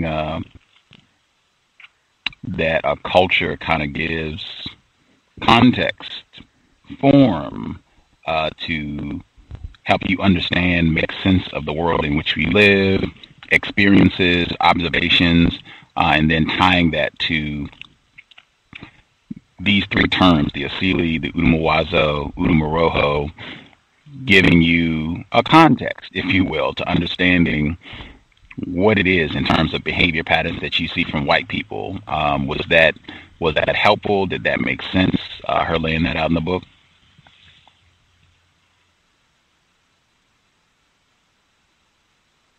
Yes, very. Okay, so is she saying that the Asili is like the purpose of a being or a group of beings, and that it's innate and comes from the Creator, from their whoever their Creator is? My understanding, and I could be incorrect, hopefully we'll have her on the program to get it straight from her, but my understanding is that she's saying the Asili, and I think she said that she's not, in this book, she's not really going into what produced the white European Asili, but that it is the DNA. It's like the seed, if you will, responsible for everything that they're going to be doing in terms of white people. This is the genesis. This is the foundation. This is the core of what produces everything else. It all stems from the Asili, if that makes sense. If you can, I think a plant, for me, the plant would be the best metaphor. You can look at an apple tree, you can see the leaves, you can see the branches, you can see the bark, you can see all that, but all of this starts from the apple seed, bang. And I think that's the way the Asili should be thought of in terms of white people. The racist Asili is responsible for everything that you see with regards to what white people are saying, thinking, doing worldwide. Does that make sense? Yes. And so,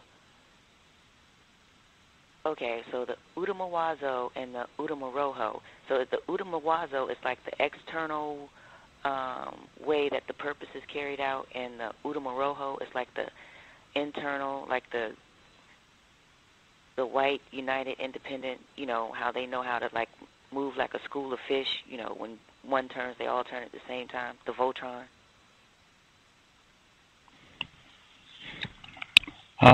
Mine and other people, I'm hoping this will operate like a book club, so it'll be, lots of people participating.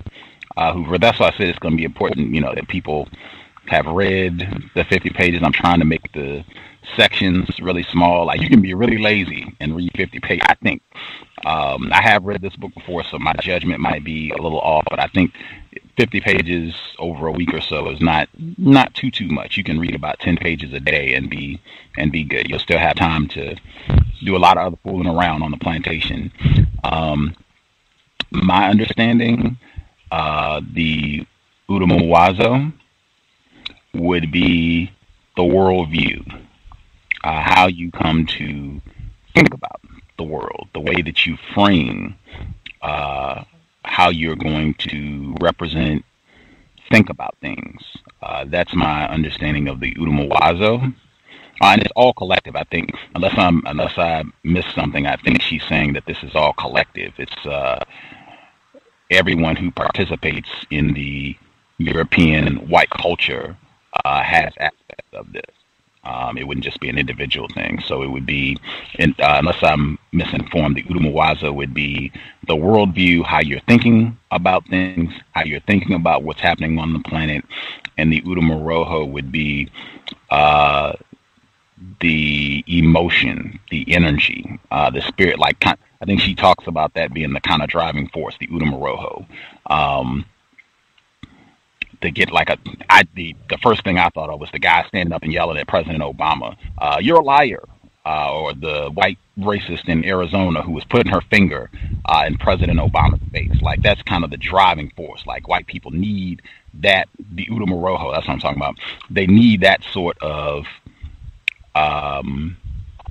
emotional act where they get to express their trifling terroristic behavior. Where white people get to see just some regular white woman, I think she was the governor, putting her finger in the president's face. They need that. They feed off of that. It's like it energizes them to go out and continue doing what they do. I think that's the way that she talks about it, in terms of the Udumaroho being the life force, and it being a collective thing. Like, even though that one individual white person, right, did the act, like Governor Brewer, I think is her name, putting her finger in President Obama's face, all of the white people collectively get to participate in that. And yeah, she told that nigger, she put that nigger in his place.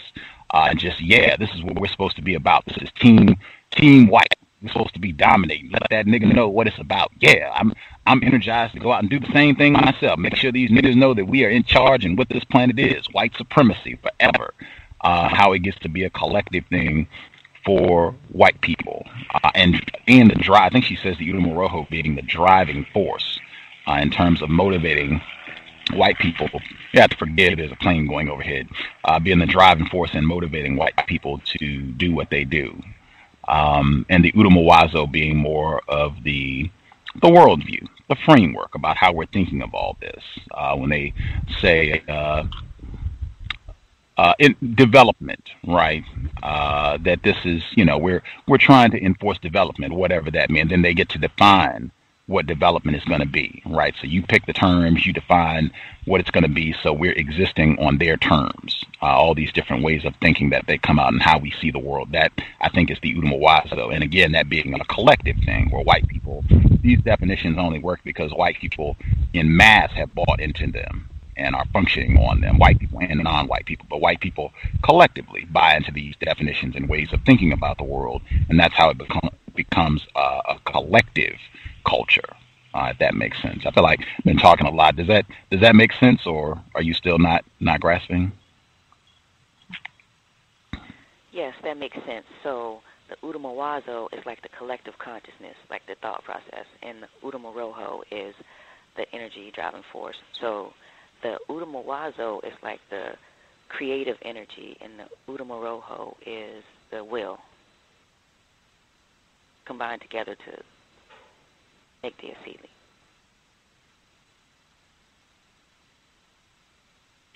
I think it's more that the Udumawazo is the thought process, and the Udumaroho is the attitude, like just the way that the undeniable kind of the way that they act. Like Udumaroho is how they act, and the Udumawazo is how they rationalize it.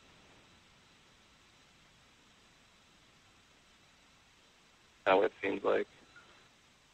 Right, and I'm trying to rationalize it in European terms of like external and internal, but it's not.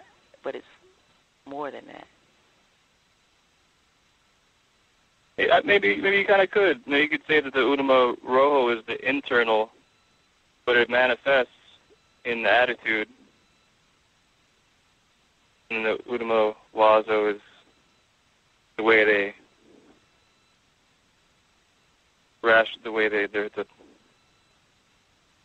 their schools of thought, the way that they arrange their knowledge. I don't know, maybe I'm taking it away from the point. What it seems to me is like the most something that was very interesting. Maybe is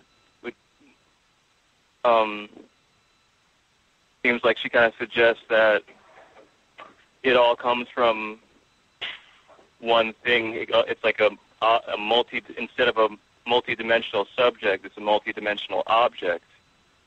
It's like that the way that you are when you're born becomes just who you are becomes a determinant of what you do, like your physical function. Like a bird chirps, like Gus was saying, a bird chirps, a dog growls, white people practice racism. So it's like the system of white supremacy is an expression of what they couldn't help but do. So then the Udama Wazo and Udama Rojo is a description of the way they think about the world, the way they arrange the world, or all of us, the way we arrange the world. And the Udama Rojo is what gives us life and what we enjoy, what we like, the way that we go about living, our style.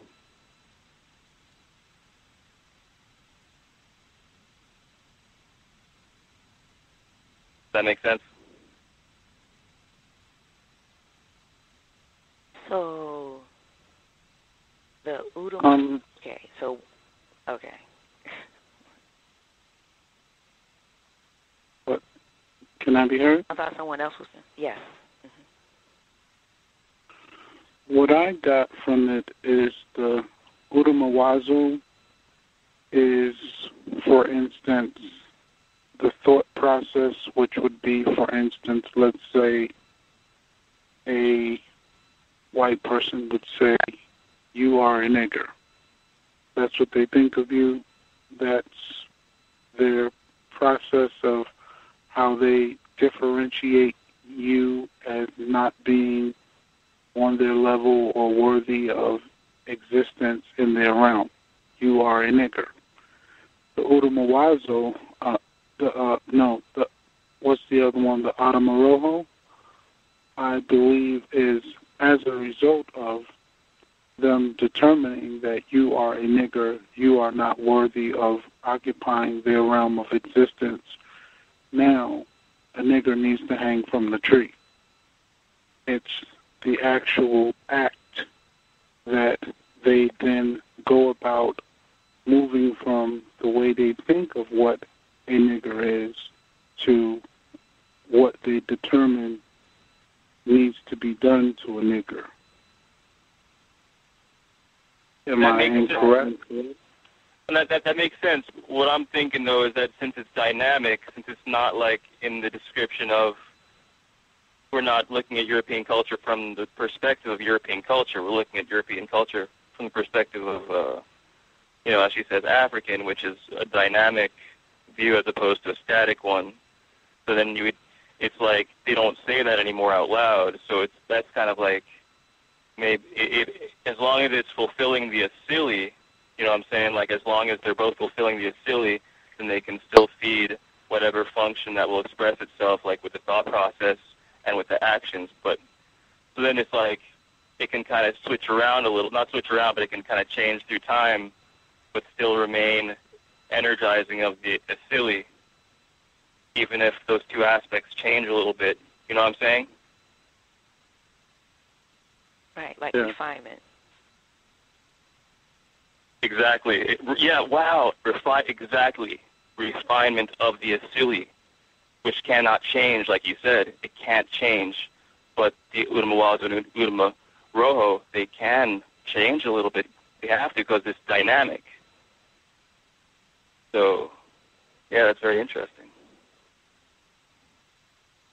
If you think of the apple tree, it doesn't always look the same. Like when you first plant that seed, if you come look at it after a month, it'll look, it's growing, sapling. You aren't going to necessarily see any apples. You come back a year later, it'll look very different. The apple tree refines as it develops, it grows, but it's all evolving from the same thing. You're not going to come back 2 years later and see cucumbers or pecans or a car.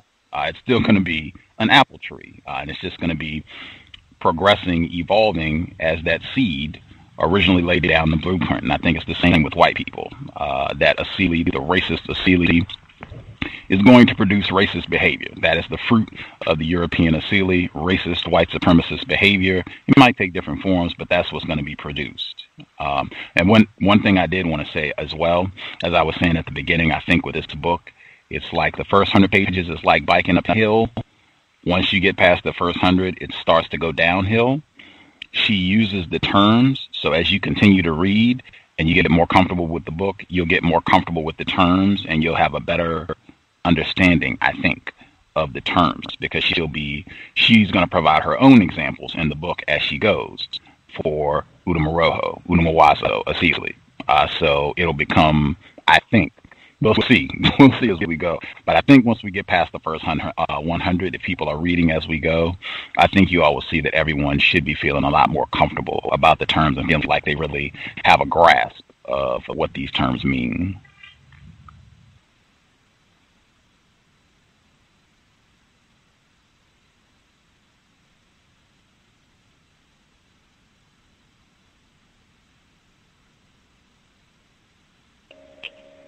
Have you heard? Is there too much background noise?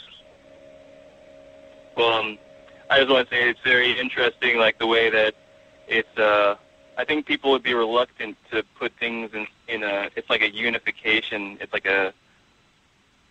interesting. It's like the removal of what's there that's making understanding not possible. So it's like, but if you say that things are unified into an idea that is stemming from one, not an idea, but an expression of something that's being expressed, I think people tend to kind of look at things very fractured in that sense, like in that kind of there's this very fractured sense, like things couldn't be expressed by anything that was, like a,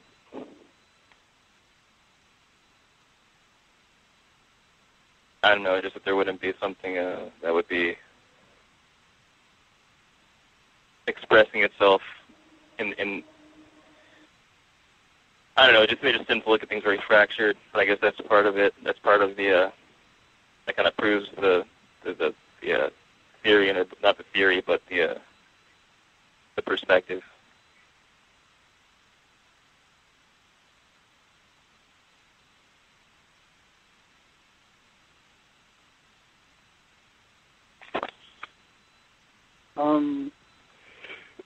Excuse me. Something that stood out to me on page 4 to page 5 is when she talks about Wade Noble's definition of culture, and she breaks down culture with the 6 different points. 1 being acts to unify, 2 being builds on shared historical experience, 3 being a prescriptive authority, 4 imparting direction, 5 collective consciousness, and 6 impacts on the definition of group interest. And I wondered, were there any additional aspects of culture that anyone could think of, or was everyone in agreement that those are definitive of what defines culture, or what does culture mean to you specifically?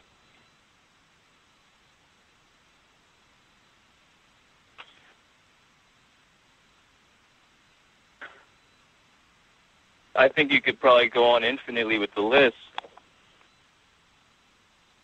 Sorry to be all nebulous, but it's just like orienting a physical thing, orienting itself to what it needs, which is partially going to be within the group, because we're all the same in so many different ways within groups. So that was pretty interesting.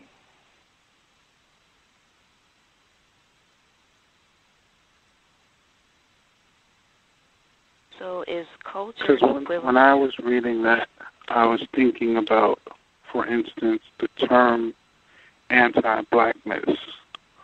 Would anti-blackness be deemed a culture in itself, or would it be deemed an ideological weapon of a culture, which is, an ideological weapon of racism, white supremacy? Or would it be considered a culture in and of itself, a culture of self-oppression?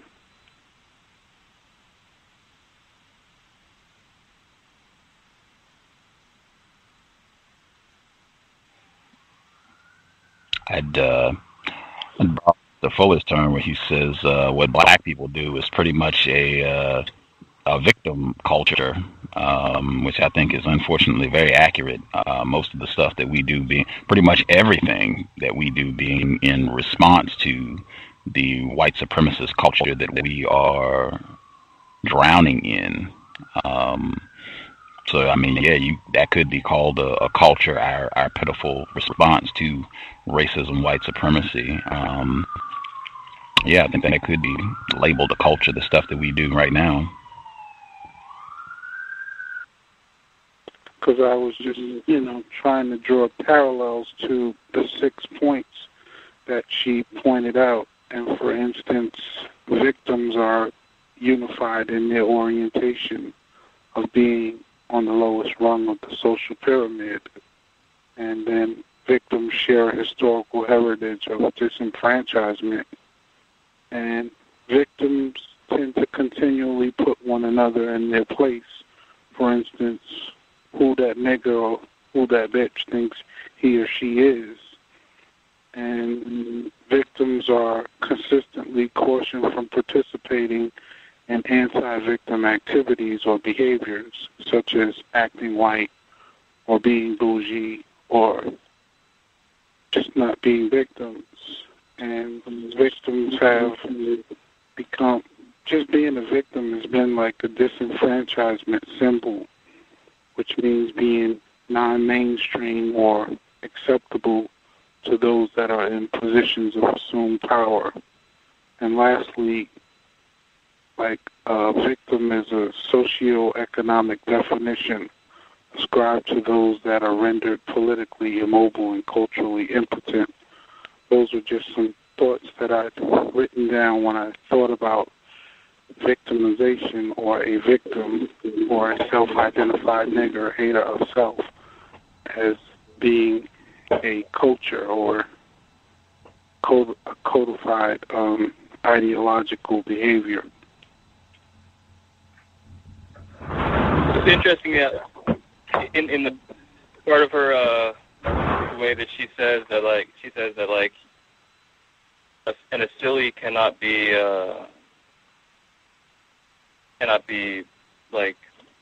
replaced.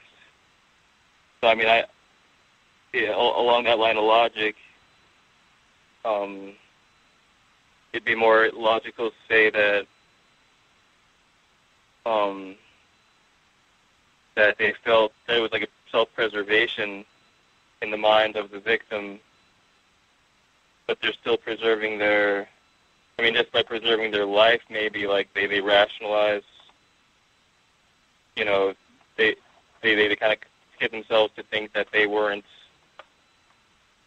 Africans or whatever, or non-white, like they kind of like convince themselves in their mind that they're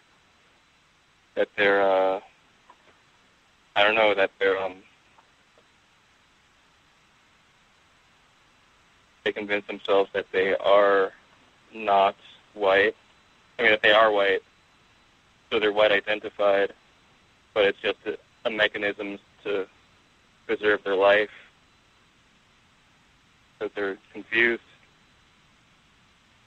So I think like white culture is anti-black. I mean, to the root, like the Asili, you know, it stems from one kind of potential. You know, so if it's flawed, then it's going to be doing things that are patently incorrect, like to the deepest core, extending out into all the actions. So there's no part of racist culture that's going to be anything but incorrect. So, I mean, they're just identifying with the people that are victimizing them. I don't know. Exactly. Like the European Asili demands anti-blackness. It can't be any other way. To be any other way would be is self-annihilation. So they have to. And anybody thinking from a European perspective. The Skype caller, I don't want to say the name. Skype caller, your line is open as well. I'm going to mute, but I did want to get in, just make sure I don't forget.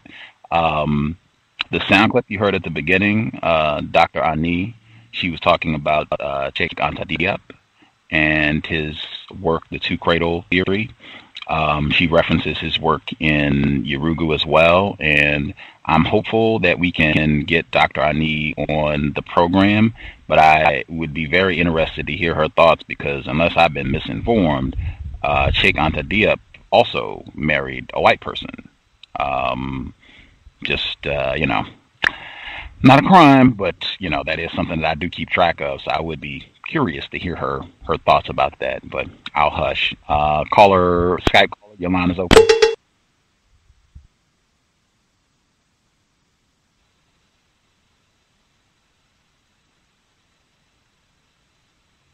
Who married a white person? Cheikh Anta Diop. Is that the person that referred you to Marimba Ani? Oh, he is an author, African scholar. He's written many books on white supremacy, basically. And she was talking about his work, Diop's work, in the sound clip that I played at the beginning of the program when Dr. Ani was.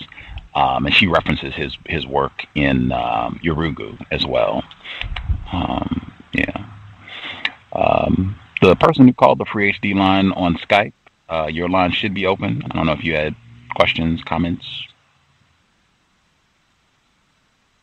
Hello? Yes, sir. We can hear you. No, I didn't have a question. I was just listening. Oh, right on.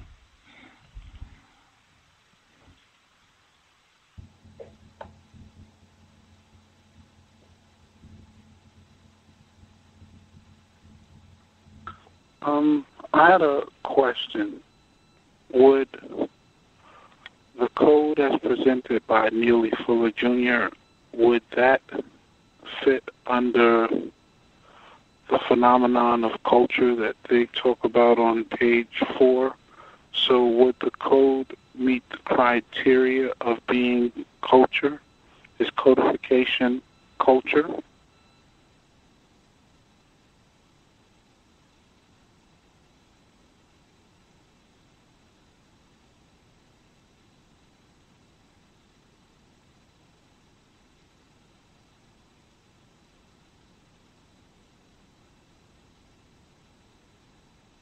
I think so. Yeah, I would agree, because it seeks to preserve the people that we are. So it's constructive.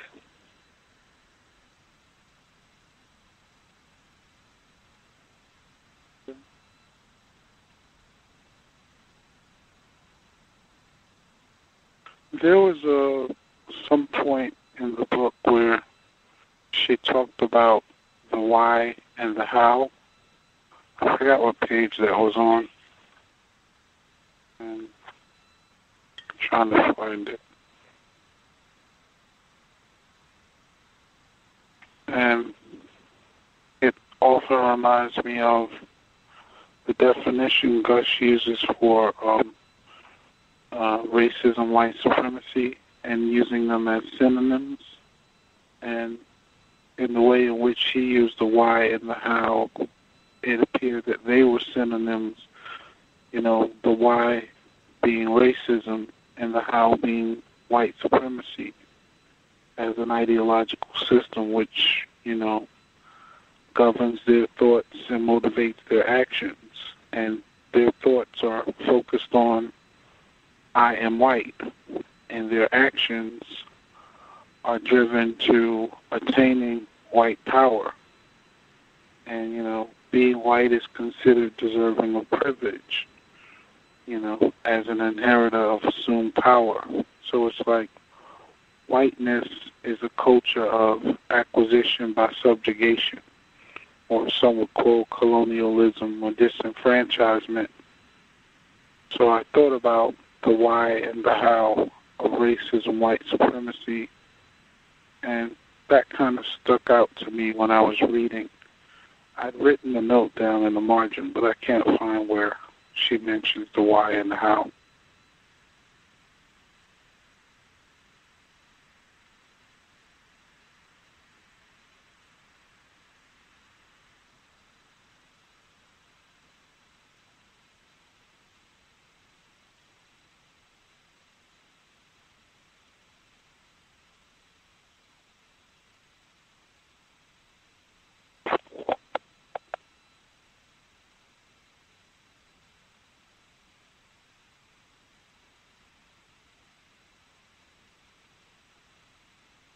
Hello? Yes, sir. We can hear you. I just have a quick question. I haven't read the book yet, and I just wanted to know, where can I get the book? It's you can get it online. You can get it at African World Books, AfricanWorldBooks.com. It's available on Amazon. Yeah, I think it's readily available online. I don't know what part of the world you're in, but it shouldn't be too tough to get online, I would think. Okay. I mean, I'm in Japan, but I wanted to try to get it from a place where I can get it from black people, as opposed to getting it from Amazon or something. Oh, I feel that. I'll be able to get up on that. Okay. Thank you. Mm-hmm.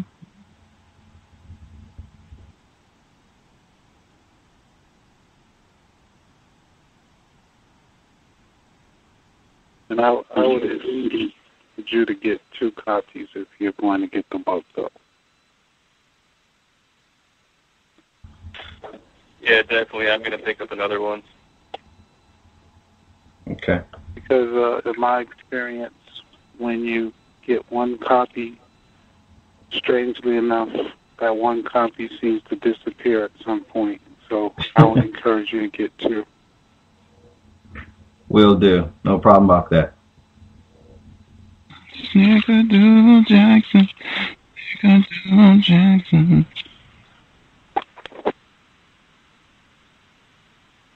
And also, if by some miracle the first copy doesn't disappear, I could always give the other copy as a gift.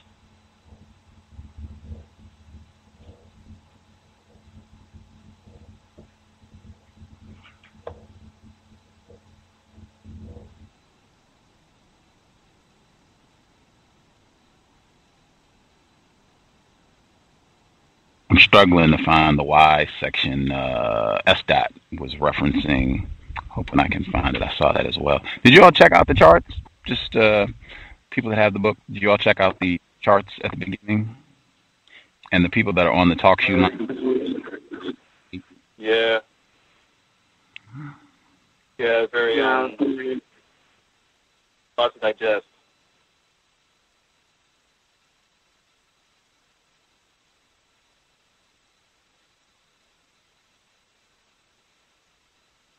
The logic is really tight. It's really expresses Because at the core, it's like a fractal, like a thing, like once you cut everything apart and you call it all these different things, it's just a qualitative, it's a step, a way of, I remember I was living with some white kids once, and they were playing, you know that game Risk?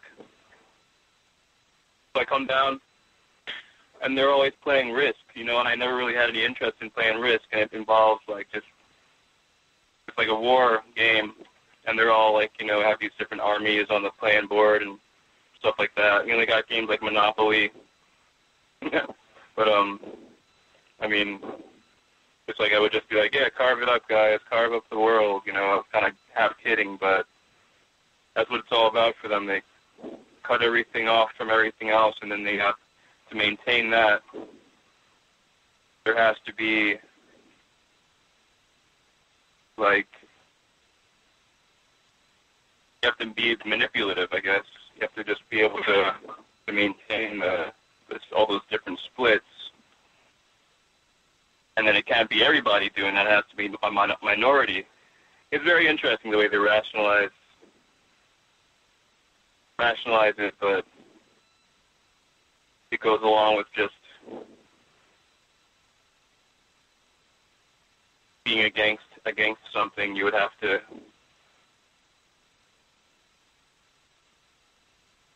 separate yourself mentally from yourself. It's very, what do you call it, disassociative culture. One of the things that stood out to me was the process of European on one of the first diagram where it talks about thinking being minus spiritual being equals knower, and then reality minus meaningfulness equals fact, and phenomena or experience minus interconnecting context each equals object. And it made me think particularly about the reality minus meaningfulness equals fact. And the reality is that although people of color are the majority on this planet, they have somehow hoodwinked and bamboozled us to believe that there's no meaning in that, there's no meaningfulness in that.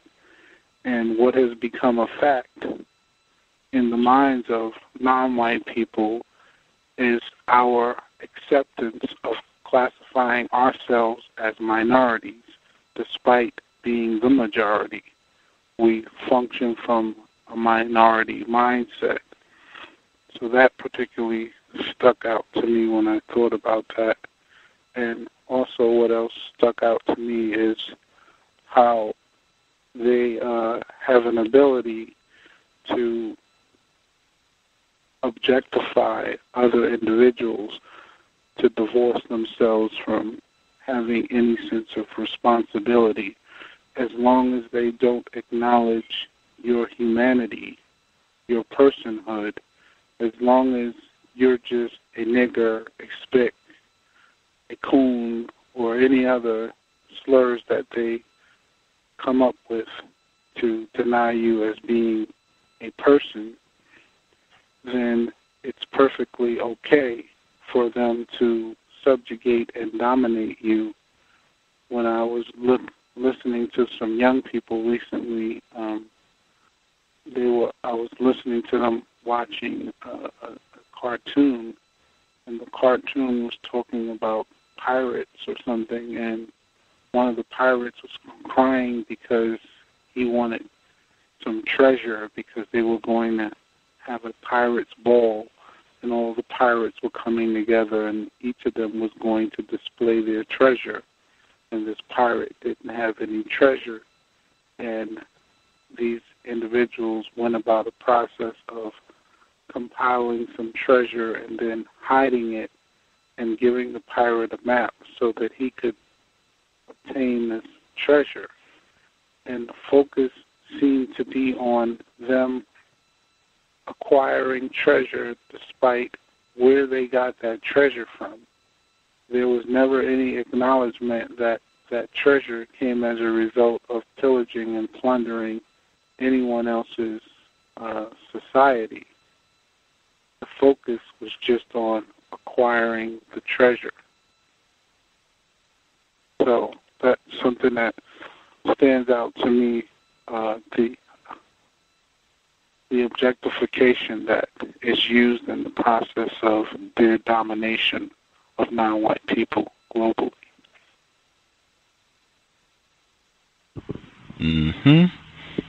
Absolutely. Absolutely. I think when you were talking about the quote-unquote victim culture that we're mired in and not having an understanding for what's happening around us, being confused, anti-black, just wanting to be white, just imitate and do everything that we possibly can to conform to and imitate white people, perhaps in the hopes that that will rescue us from being further terrorized. On page 31, she says clearly, she says, according to the new epistemology, in order to be capable of critical thought, we must be independent from that which we wish to know, uninvolved, detached, remote. Clearly, what this allows for is control. First, we achieve control of the self no longer able to be manipulated by its context.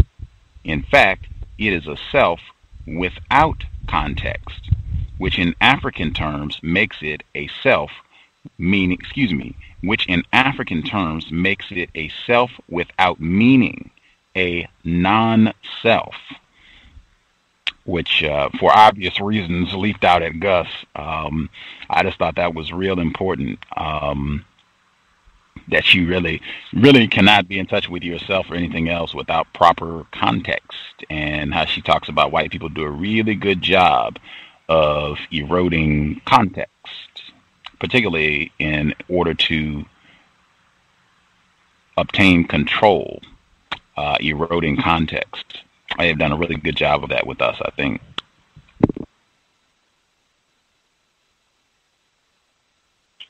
Yeah, they it's like literally being put in your place. I mean, that's like they compartment. I mean, the white culture itself is compartmentalizing. I mean, that's what it does, and that's how it does it, and that's what it's doing. It's just putting things in its place, as they say that it, as they rationalize it with the, as she says, Udamawazo. Like, but it's just like if it's all an expression, as it seems. I really like the concept because it's very. It's like this Asili, the seed, it expresses itself like multidimensionally in real time and space. With a physical, you can touch it. It's people. White supremacy is people, and there's an organic unity between all of them. But so it's like we that's what it is. It's just this is where we end up in the system of white supremacy. This is what we're supposed to be doing. We're supposed to be victims because we understand that darkness is dark and evil and yada yada yada, and light is great, and above we're below. I mean, that's how it goes. So it's like everybody knows their place as long as they're thinking with that mental construct. So very interesting. Because you present it as an African perspective. I was thinking about it in terms like what Gus says, like or just with codification, just thinking about, could you say, like from a counter-racist perspective or from a perspective of a victim of white supremacy, that this is a more appropriate, as a victim, as a non-white victim. So. And not as a European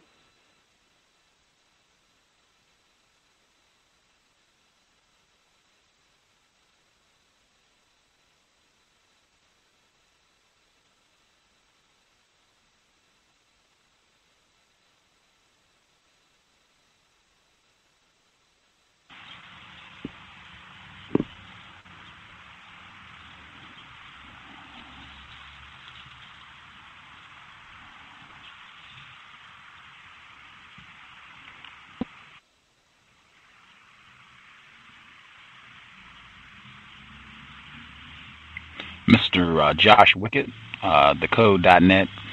He did a counter-racist film review, counter-racist book review, counter-racist book review of Yurugu. I think that's how I first heard about this book, was checking out his review. It's on the Code.net. I'll put it in the chat room if folks want to read it. Good insight, as usual, from Mr. Wickett. I'm pasting it in the chat room now if anybody wants to see what he had to say about the book. Oops, that's not the correct link. Sorry. Putting the correct link in the chat room. Now I'll give out the number again. We have about 30 minutes left. If any of the folks that are listening in think they want to share anything, hopefully people are reading the book. I think you'll learn a lot. You will have to devote some time to really reread. I think several of the people on this call, myself included, have indicated that they've had to go back and reread some sentences, sometimes whole paragraphs, just to make sure that they correctly understood what was being said. But I think if you can get through it and really be dedicated about it, I think, man, you will really be glad if you can invest the time and be dedicated, disciplined, and sticking to it and reading the material. You'll learn so much. And again, with the terms and everything, we spent a lot of time on that today because I think that's key. And I remember the first time that I read the book, it took me a while to get comfortable with the terms. But I'm telling you, just keep that metaphor in mind. You're riding your bike. Once you get to the top of the hill, you can coast. And I'm telling you, once you get through about those first 100 pages, you'll be good. You'll have read, I think, about 2 chapters by the time you get to the end of page 100. And I think, let me look. I think by the time you get to the end, okay, I take that back. You will not. You'll only have done 1 chapter. See, that right there lets you know. That's what I'm saying. It takes 100 pages and you've only got through 1 chapter.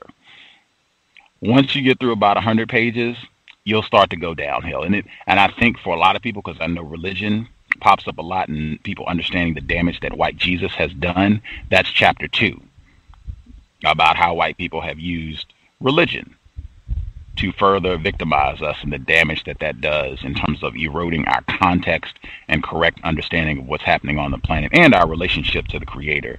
Once you get there, bang, you'll be going downhill. It'll be much easier and you'll be a lot more comfortable with the terms, I think. But next Friday, we'll do the next 50. So it'll be 50 to 100 or what have you for next Friday, same time. But yeah, feel free. Chime in. You have about 30 minutes left. If you have questions, if you don't understand something we've been discussing, feel free, get a hand up. We'll see if we can make it clear.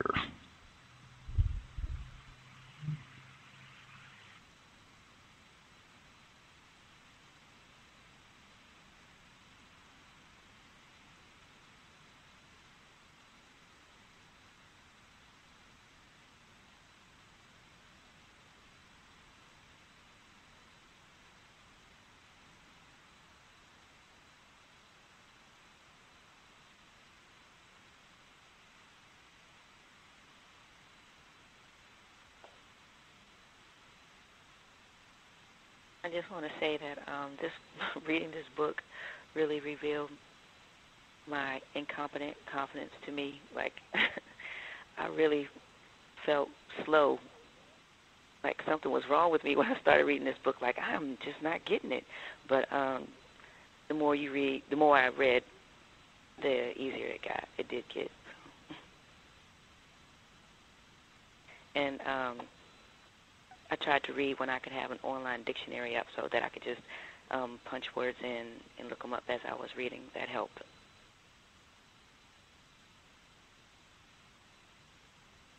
I would also encourage people that are attempting to read the book. She has a few clips up on YouTube or Video Google, a couple of her lectures.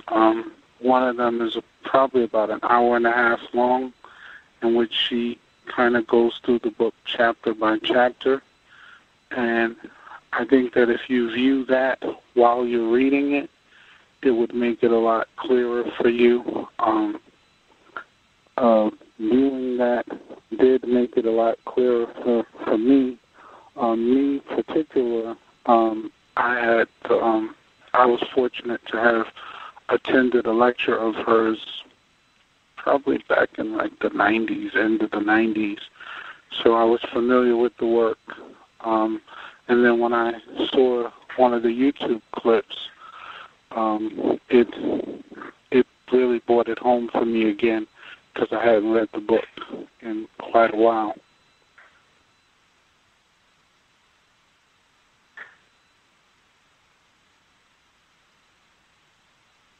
And I personally, my personal feeling is it's a phenomenal book. It's really beneficial if you're really looking to seriously try to do something constructive towards a way of solution. And more specifically, I think it's very beneficial if you're a parent or an attempted parent and you're thinking of homeschooling your child or coming up with some sort of supplemental education in addition to what they may be getting into the public school. I think that it's beneficial in terms of helping you flesh out a curriculum for some material that you might want to share with younger people. For the group of younger people that I know, what we did is we talked about, for instance, we watched, because a lot of them didn't get, what exactly she was saying about white people in general. So I showed them an episode of Star Trek, in fact, 2 episodes of Star Trek The Next Generation, and on that they have an entity called the Borg, if anyone's familiar. And the Borg goes through civilization after civilization, and whenever they encounter a civilization, they say, surrender, resistance is futile, you will be assimilated.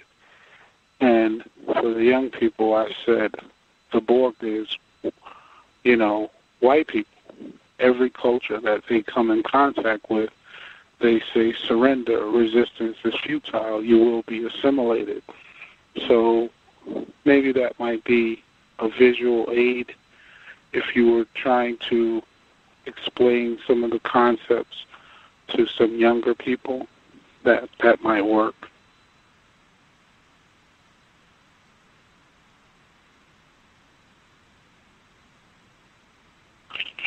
Yeah, and the Borg is very pale. They really give themselves away with that once you think about it.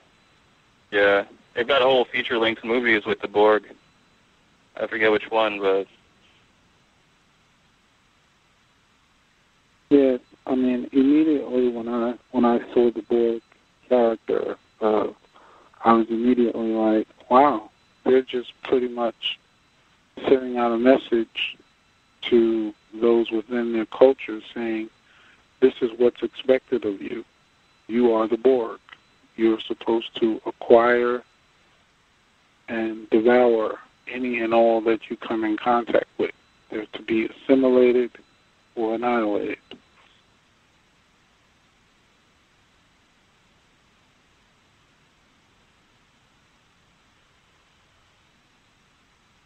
yeah, it's like because they're biological. It's like you can't really say that they're evil. They put you in this kind of a trap of looking at themselves through their own eyes, and that's the whole thing. Because when they come out of their hiding place, they only come out on their own terms. So they kind of like they take the argument out of it because you already accepted their premise. So you're just like kind of watching it. You're just watching a movie, but then it's like, oh yeah, we're these white people that are technologically advanced, so-called. They're biologically terrorists. They're biological terrorists, like from the deepest. Their DNA, that's what they were made to do. But you're just watching it like it's a movie. Isn't that interesting?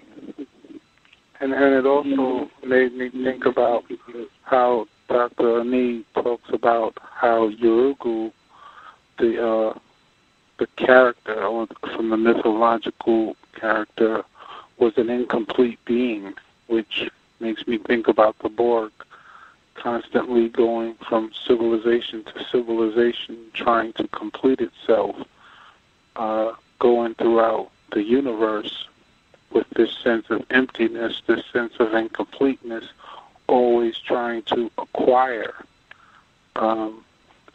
knowledge, acquire, resources at any and all means, just all about gluttony. And that was kind of like Yurugu being an incomplete being, being a being with this gluttonous appetite for the destruction of all other entities at the expense of just acquisition.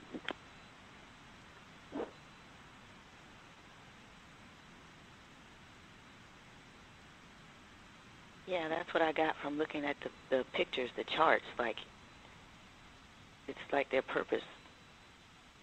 That's what they were made to. Their Asili dictates that they have to. Got a baby crying in the background.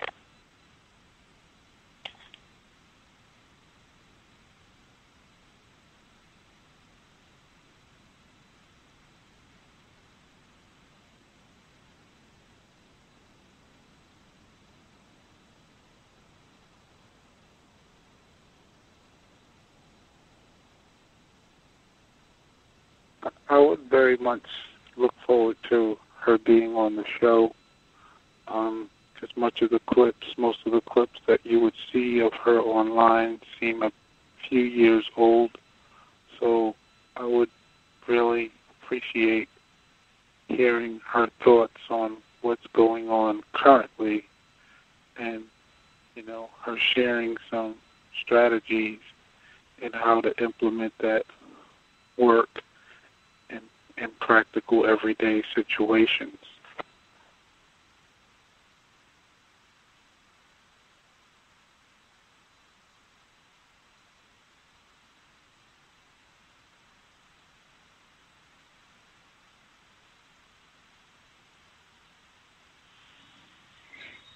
Yep. I would be thrilled about that myself. Hopefully we can make it happen. I know one of the things she talked about for any of the folks out there in grad school, she was saying that she went to grad school to study white people, that's what she did, that she said that a lot of non-white people, they go to grad school and that's where white people get you. They're able to confuse you about what's going on and just totally contaminate your thinking with the racist mind state. Like, it's going to happen.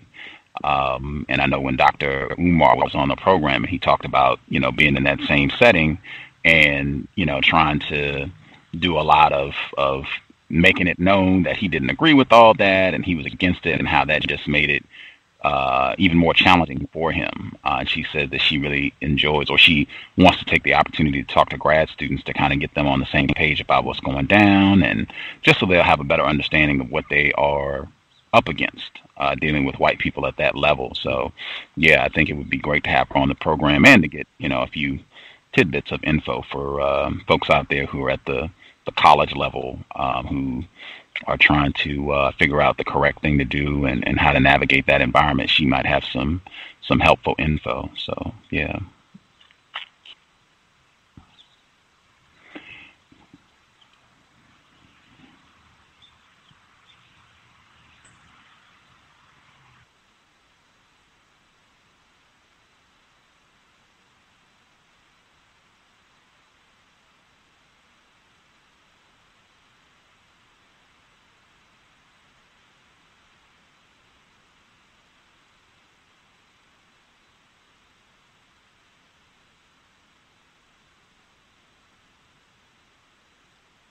Can I be heard? Yes, sir. It makes I almost feel like how could I not have seen it before type stuff, but it's like, I guess that's the nature of it, that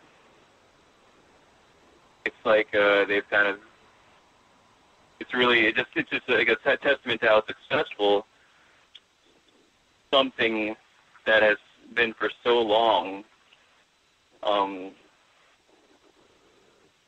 could have it, expressed itself for, so in such a such a brutal and such a long, such a lasting thing.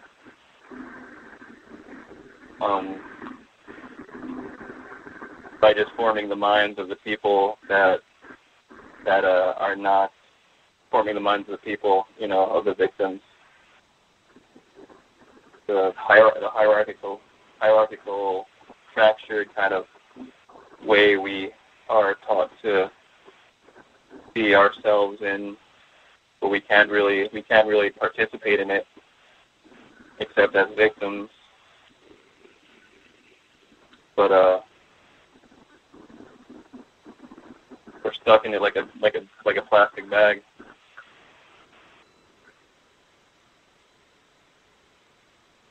Can I be heard? Can I be heard? Yes, sir. We can hear you. Okay, I'm sorry. I had a question for Gus, real fast. Gus, you have a quality show, and one of the things I wanted to know, do we need to start providing funding to help you get more guests on the show, or do the majority of the guests come on as a volunteer and you don't have to provide any financial contributions to the individuals that come on your show? Because I've never heard you talk about things from a financial standpoint of, as far as making sure we donate to the show, to keep the show online. Could you kind of talk about that for a minute? I know that's kind of a sidebar thing, but I don't know if some people may realize, how much time and effort that it takes out of your own personal life to actually help promote the show, go out and recruit people to be on the show. And I don't know if you have to actually come out your pocket, and whether though, maybe it'd be a good idea if we haven't started donating to your show, to maybe donate to your show, or maybe when you have a guest on, to maybe go out and buy that guest book. Can you kind of speak on that a little bit? I know it's kind of a sidebar, but it's something that I was thinking about as far as, making sure that we actually try to, help support the show and keep it online and keep it going. Right on. In terms of compensating the guests, I think I don't have to compensate the guests to come. Them coming on the program, they get the opportunity to promote their book or, whatever else it is that they are doing. Some people are doing lectures and that sort of thing. So generally, them being on the program gives them some opportunity where they are benefiting, where it's a benefit, them investing time and what have you. So that generally an issue in terms of having to compensate the guests. But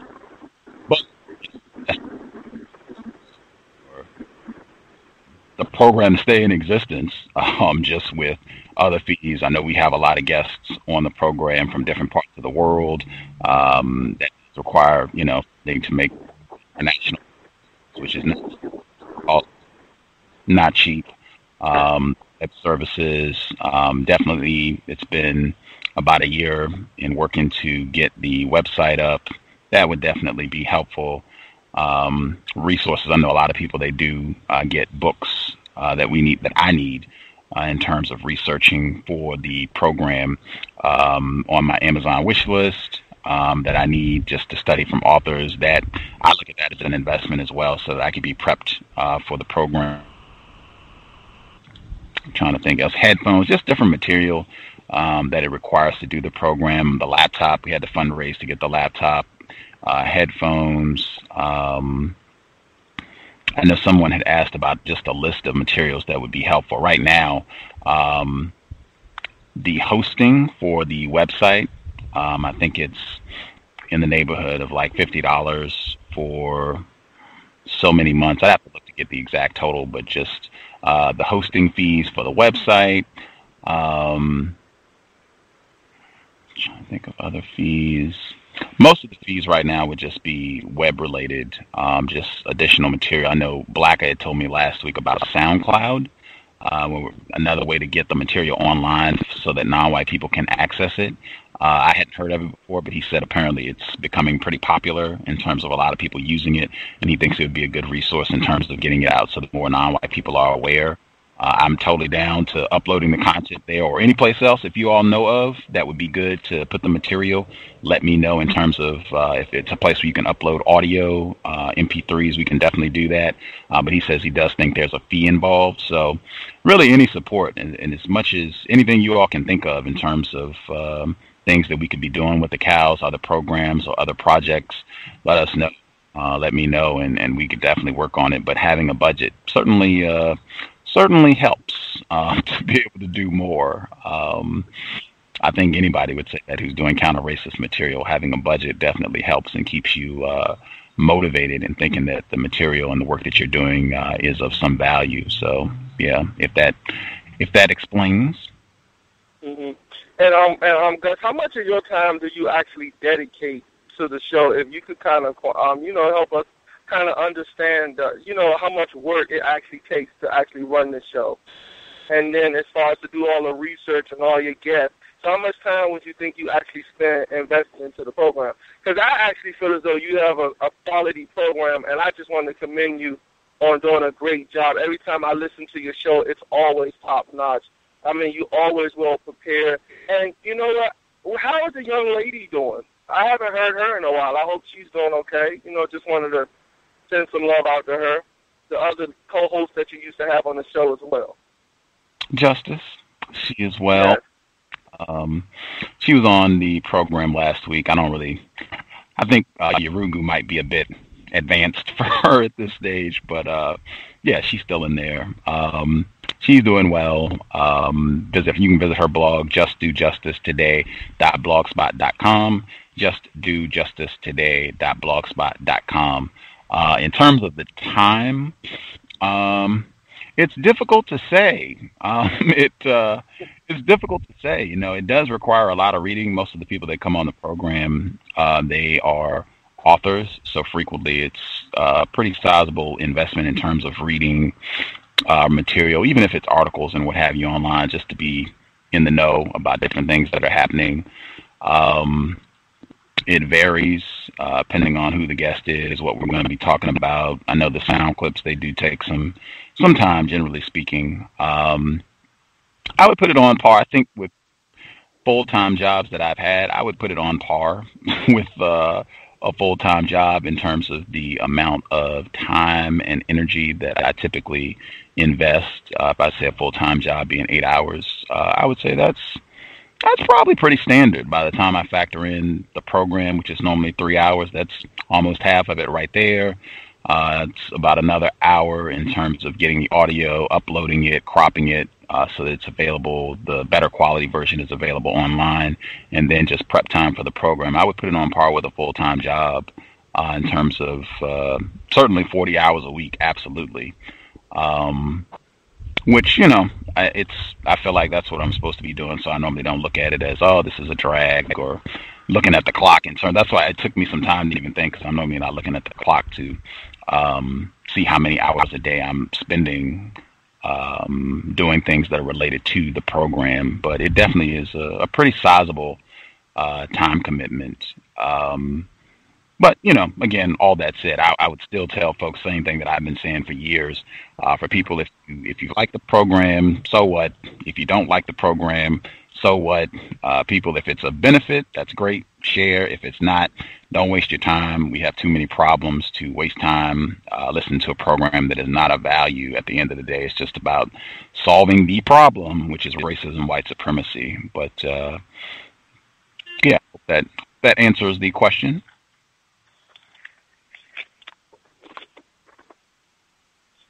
Yes, thank you, Gus. I just wanted everybody else to kind of get an idea, if they didn't know, how much time and effort that you actually take to put into the show, and, try to contribute to the show whenever we can.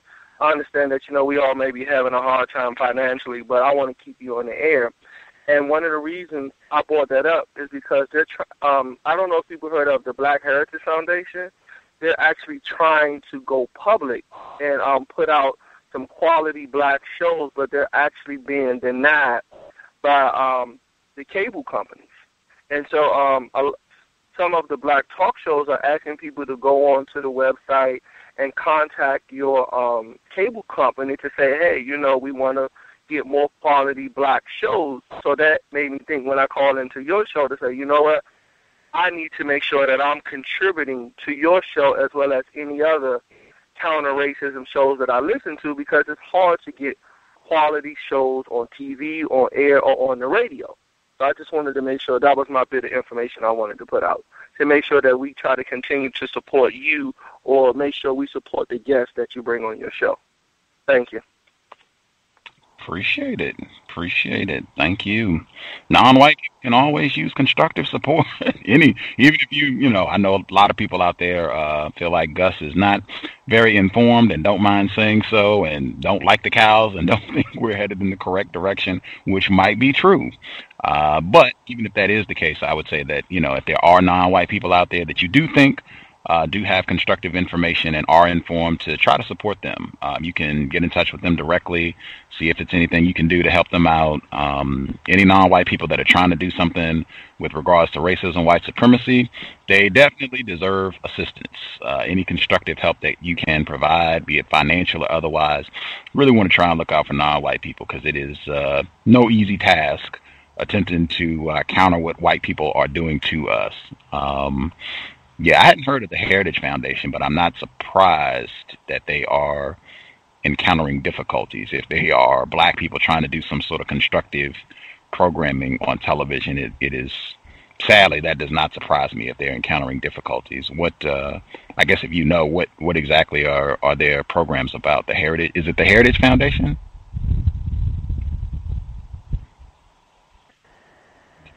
Yes, the Black Heritage, it's the Black Heritage Foundation. I'll send you the link to the information. I'll send it to you later on today, because I'm going to work now, and so you can kind of put the information out there. Okay, groovy. I would appreciate it. Yeah, I'll put it on my Facebook page and let folks know what it is. Yeah, because I think that we all listen to your show and we want you to stay on. So I just wanted to make sure that we all try to do our best to support your show, even if, we send in $5. And I know the guy that comes on your show, because I think you actually have your show connected to another show. Is that correct? As far as what you're in conjunction with? Black Talk Radio Network. We're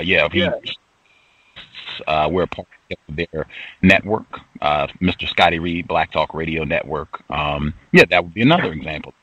I know there are people who listen to cows who do not like the program. I'm very aware of that, and they make their presence known, racists included, racists and non-white people. Mr. Scotty Reed, if you cows up to par, you can support what Scotty Reed is doing with Black Talk Radio Network, Reed Counter-Racist Engineer 2.0. It's a lot of folks out there who are attempting to do something constructive. Even Mr. Fuller, Dr. Wells, and whoever. You could call up Mr. Fuller. Anything I could do to help what you're doing? Code book, whomever that you think constructive work, how you can help out. Or Pam, forgot Trojan Horse, TrojanHorse1.com, her as well. I'm trying to get books out to children as well. So even if, you find some non-white person like and try and support their effort.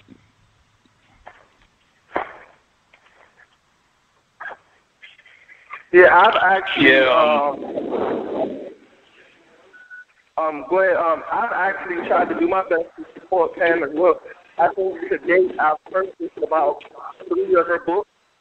And one of them for me, because I've dated white women, I bought one of the books for the interracial con game, and I bought books for African American women I know, as far as the latest book out in reference to the beauty. So I've done my best to try to support people as well. So I just, again, just always want to put out that information to support each other.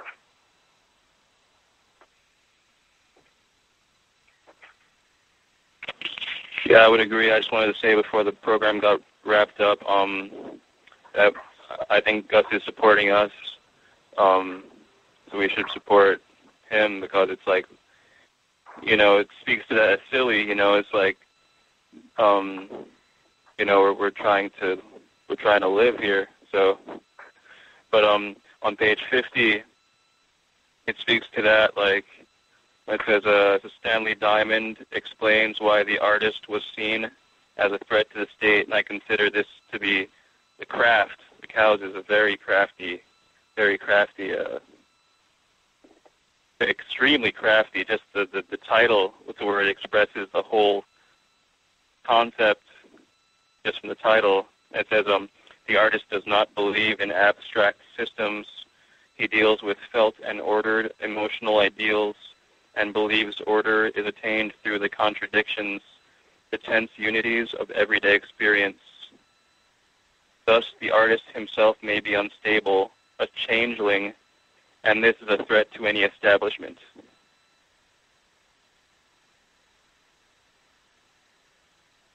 I just think it's going to take creative things to get us, back to expressing our own anything but our victimization, but our fulfilling an end of this system.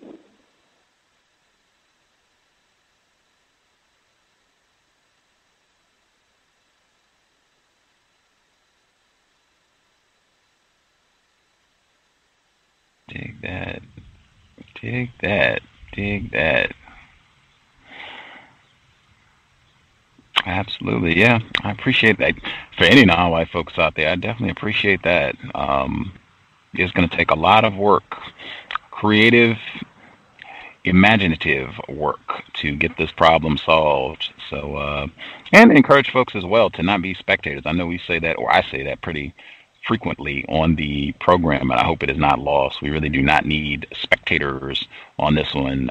You can't just get information like what Dr. Ani is laying out and just sit on it. Hey, I read Yurugu, or I read Dr. Welsing's work, or whomever, Sheikh Anta Diop, whoever, whatever African scholars' work, and just sit on that information. You really want to be doing as much as you can to build on it, to incorporate it, figure out ways that you can incorporate it into your life, and to share it with other non-white people and to build on it. I think all of those folks, Dr. Ani is trying to solve a problem, racism, white supremacy, same as Gus, trying to solve a problem. So I hope people out there take that information and try to build on it to solve problems, because we have a rackload of them. So I hope people will be inspired to get to work. I see people understanding isness. People's blogs have been taken off. More people doing work to be active and to not be spectators. So I hope that continues. Be active. Be as active as you possibly can with this with the information. You know what? I've actually found it hard to try to get non-white people in my community here in the Washington, D.C., Maryland, Virginia area to want to read anything outside of the foolishness that they find on TV. So I kind of wonder, what about anybody else? Do you find it hard to try to get other individuals to read the material that you actually try to share with them, as well as most people just don't read, Gus? So, even if it's not even, the information that we're trying to put out, I just found that a lot of people in my community, African American, they don't read. If it's not booty shaking, if it's not about, things that just really not important, they're just really not open to kind of learn about our culture. They just like, whatever, man, I don't need that. We live in America. I'm American, and I don't really care about that African stuff. Africans don't like me anyway, so why do I need to learn my history or my heritage? I'm wondering, do anybody else find that that they get the same resistance when they try to talk to their family and friends? Can I offer something? On page 6, she's talking about what she is expressing, and in this book, with the analysis, and she's saying, as with any culture, we look for consistency and pattern.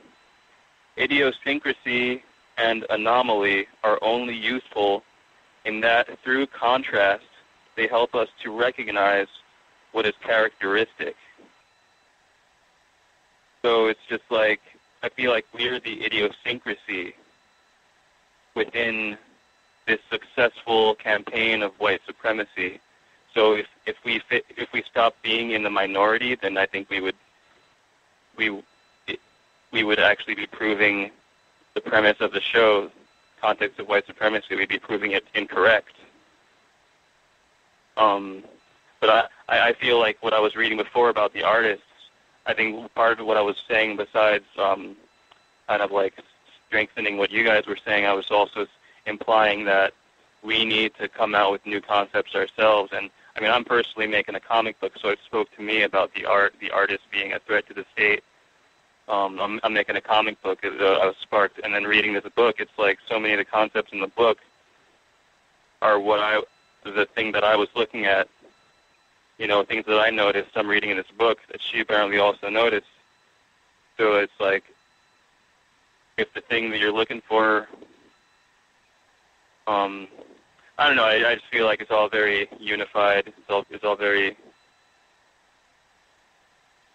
but I find that the people that I want to read the book, just from me being dedicated every day, day after day, all day, to all these concepts, and even though they'll be like annoyed by me and stuff sometimes, they come back to where they actually want. They're like, oh, I want to read that after you, you know, the things I'm talking about and stuff. They come to me eventually, wanting to pick up what I'm doing, because that's all I'm doing. So I think the commitment kind of speaks for itself. And the reason why I brought that up is because within just talking about the book, most people say that they have to pick up a dictionary, you know, the source to help them get through the book. And if you think about when President Obama was running for office, most people said they felt like he was lecturing to them. He needed to dumb down the information.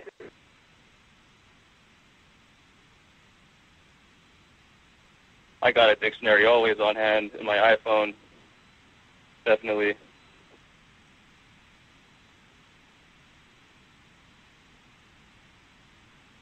I think that you have to meet people where they are and recognize that just generationally there's been a dumbing down of young people, no matter where they are in particular, and recognize that in order to reach them, you're going to have to meet them wherever they are. This material is constructive material, so maybe you may not be able to give it to them in the format of a book. You may have to give it to them in the format of, you know, just a conversation. I always say don't reinvent the wheel, sell rims, because people aren't ready for, even though the technology is there for hovercrafts and all that other stuff, you don't see them selling. People would prefer to go buy cars with spinning rims. So sometimes you want to jump ahead and put people in hovercrafts, and they're not ready for a hovercraft. They want spinning rims. And if that's what they want, or that's what it's going to take just to get them to move beyond being stationary, then you have to meet them where they are. And that may be just simply having a conversation. It may be taking some of the content of this show or a similar show and putting that content in a format that might appeal to them, whether it be a YouTube clip, whether it be taking sound bites from a particular show or something constructive and setting it to music, whether it be incorporating some elements thematically from this show or another show within a PowerPoint presentation, if you're speaking to a group of young people or otherwise, or, you know, whatever it is that you are called to do, just look at the example of, I think that we can learn a lot from other individuals. Look at the example of what some of the faith-based missionaries do. They have taken their message and placed it in formats in which they meet the people. And if you're going to be a missionary, so to speak, for liberation, you're going to have to meet the people where they are at the crossroads and recognize that people are really brain trash. People are in the worst condition that we've ever been in, ever. And it's a lot of work. You got to roll up your sleeves, put your hands in the dirt, and it's going to be a thankless road many times, but it's really about the work.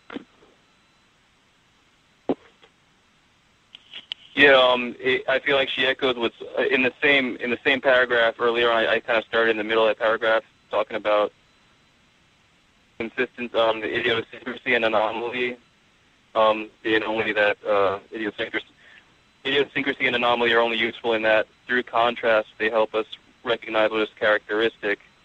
But she also says that the approach of the study must be of necessity holistic and synthetic. That means that it's going to have to produce something that's never been produced before. To synthesize, we're going to have to get creative. Like, justice has never existed, so we're going to have to actually make something that's never existed, but it should exist, called justice.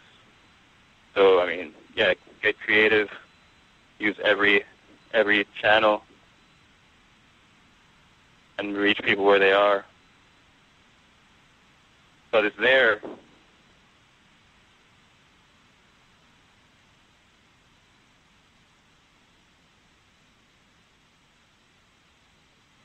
Mm-hmm. Absolutely. I cannot agree more. Well, we are a little bit over. I know someone was on the talk show line and they were trying to figure out how to dial in. I'll just check because they did. Yep, we can hear you. Hi. Hi. I just want to say that when I began reading the Yurugu, I didn't find it difficult to understand at all, so I'm a little confused on why others sounded difficult.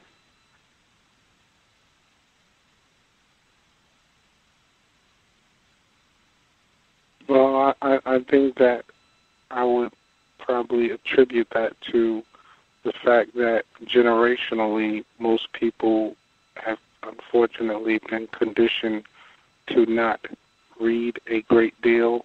I'm a person that reads 3 to 4 books a week, and I've done that since I was a teenager.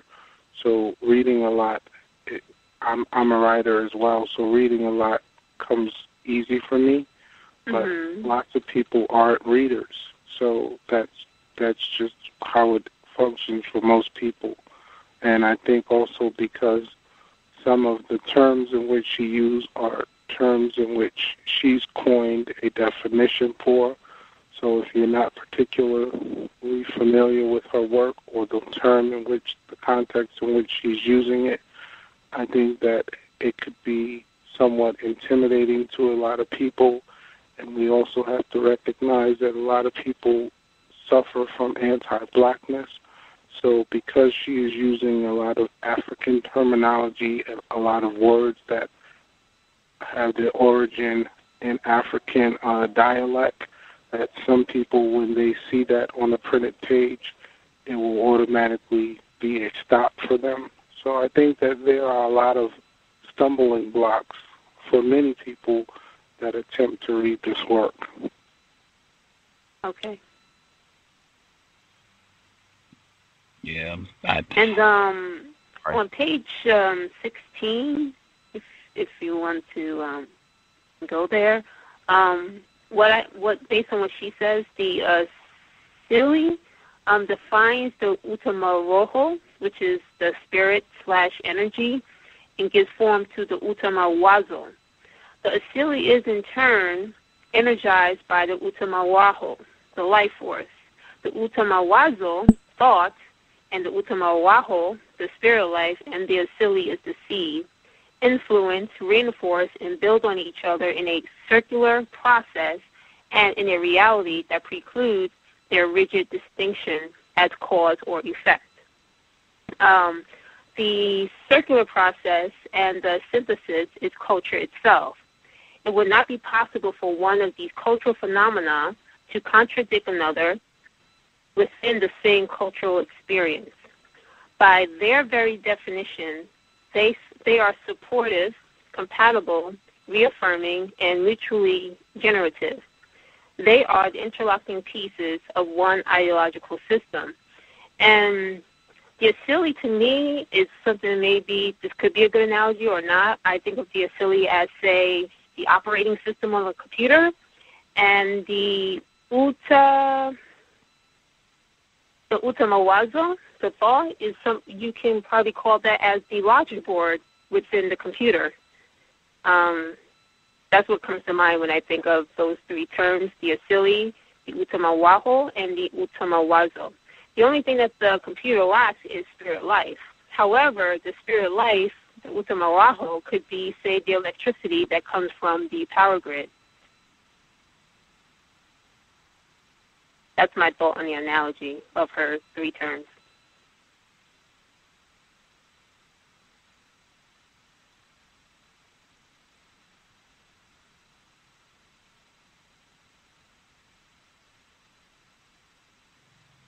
That makes sense.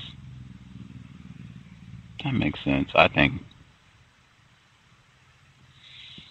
And also,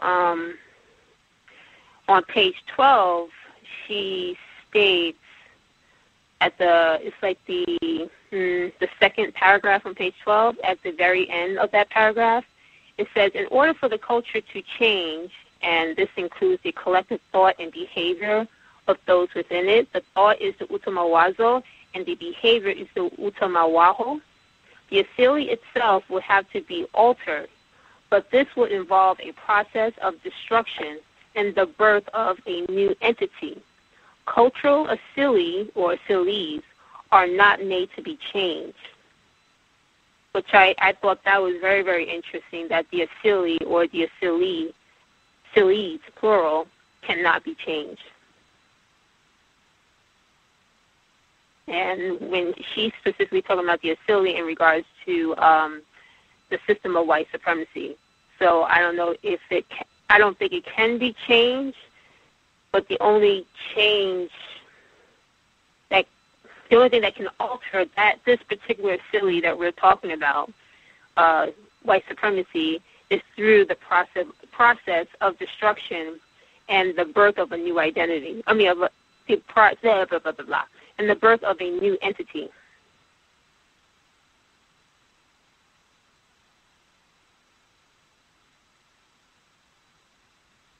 And I don't think that the system itself wants to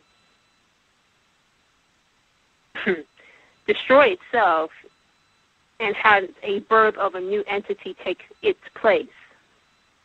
Therefore, I see the current system, white supremacy, Asili, as a process where it chooses to destroy other cultural Asilis on the planet that's not classified as white, to give birth to new entities. I call them buffers, a.k.a., like, say, quote-unquote, half white, half black, or half white and half something else. Those are the new entities, but they're used as buffers within the cultural Asili of white supremacy that cannot be changed. You understand what I'm trying to say?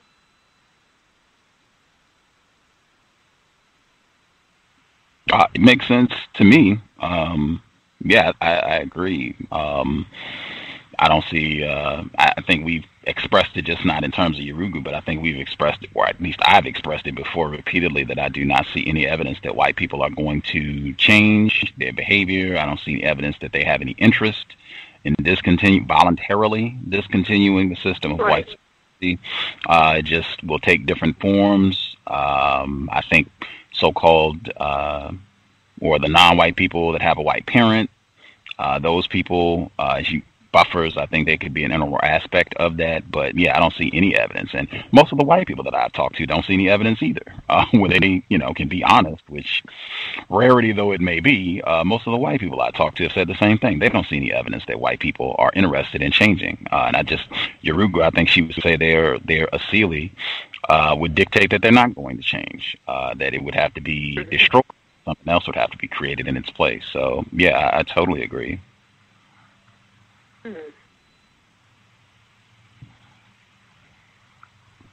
That's all I have to say. All right.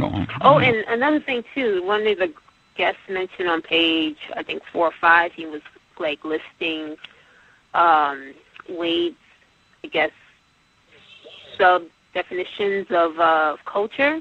And he posed the question if anti-blackness is a culture or if it's I forgot what the latter part, but I view anti-blackness as a weapon within the Asili known as white supremacy, not necessarily a culture, because based on the list mentioned by Wade Nobles 1 through 6, like for example, number 1 said culture acts to unify or to order experience. Within the subculture, quote unquote, of people who have been victimized by white supremacy, that unification does not exist. And within that unification, there is also no worldview, which is how culture operates. You know what I'm saying? And the culture also tells their members what to do, how to act, how to behave, what are the taboos or rules and regulations within the members of a particular culture to navigate within the world and how they see the world. So I don't think victims have a culture within the system of white supremacy, especially in particular like black people or African Americans, quote unquote. I think it's more like the anti-blackness is more of a weapon, not necessarily a culture, if that makes any sense. Anti-blackness is used as a weapon. I think that, and I was the one that said it earlier, I had went down the 6 points that she used, quoting Wade Nobles, and I was looking at anti-blackness as behavior and activity, and as I see the behavior and the activity, I think of those who self-identify themselves as nigger, for instance, as C.C. Blackman, who was on the show and has the book Towards the Destruction of the Nigger Mentality, classifies or defines the nigger as a hater of self and kind, and a.k.a. a victim of racism, white supremacy. Now, I think that those who self-identify themselves as niggers are very unified in their orientation, that they are the lowest of the low in their mindset, in their perspective. That is the way that they view themselves. For instance, those who classify themselves by that particular definition oftentimes will say, not to be just, using profanity, but they would also often say, I'm not shit and you're not shit and niggas are never going to be shit. That's their perspective. They're unified in that orientation. They also share a historical heritage of being disenfranchised, in which they will oftentimes say or use the example of the house nigger and the field nigger, meaning that from their perspective, they have always seen themselves or individuals who look like them as having always been niggers, niggers being a grafted being as a result of our subjugation and enslavement in this part of the world. And I would also say, moving on, that niggers, or those who classify themselves as niggers, also fit the criteria of, when it talks about they have to act a certain way. Well, if you've ever observed those who classify themselves as nigger, it is a constant crab barrel mechanism for them to constantly put one another in their place. For instance, it's constantly said, who do you think you are, nigger? You think you better than me, nigger? Nigger this, nigger that.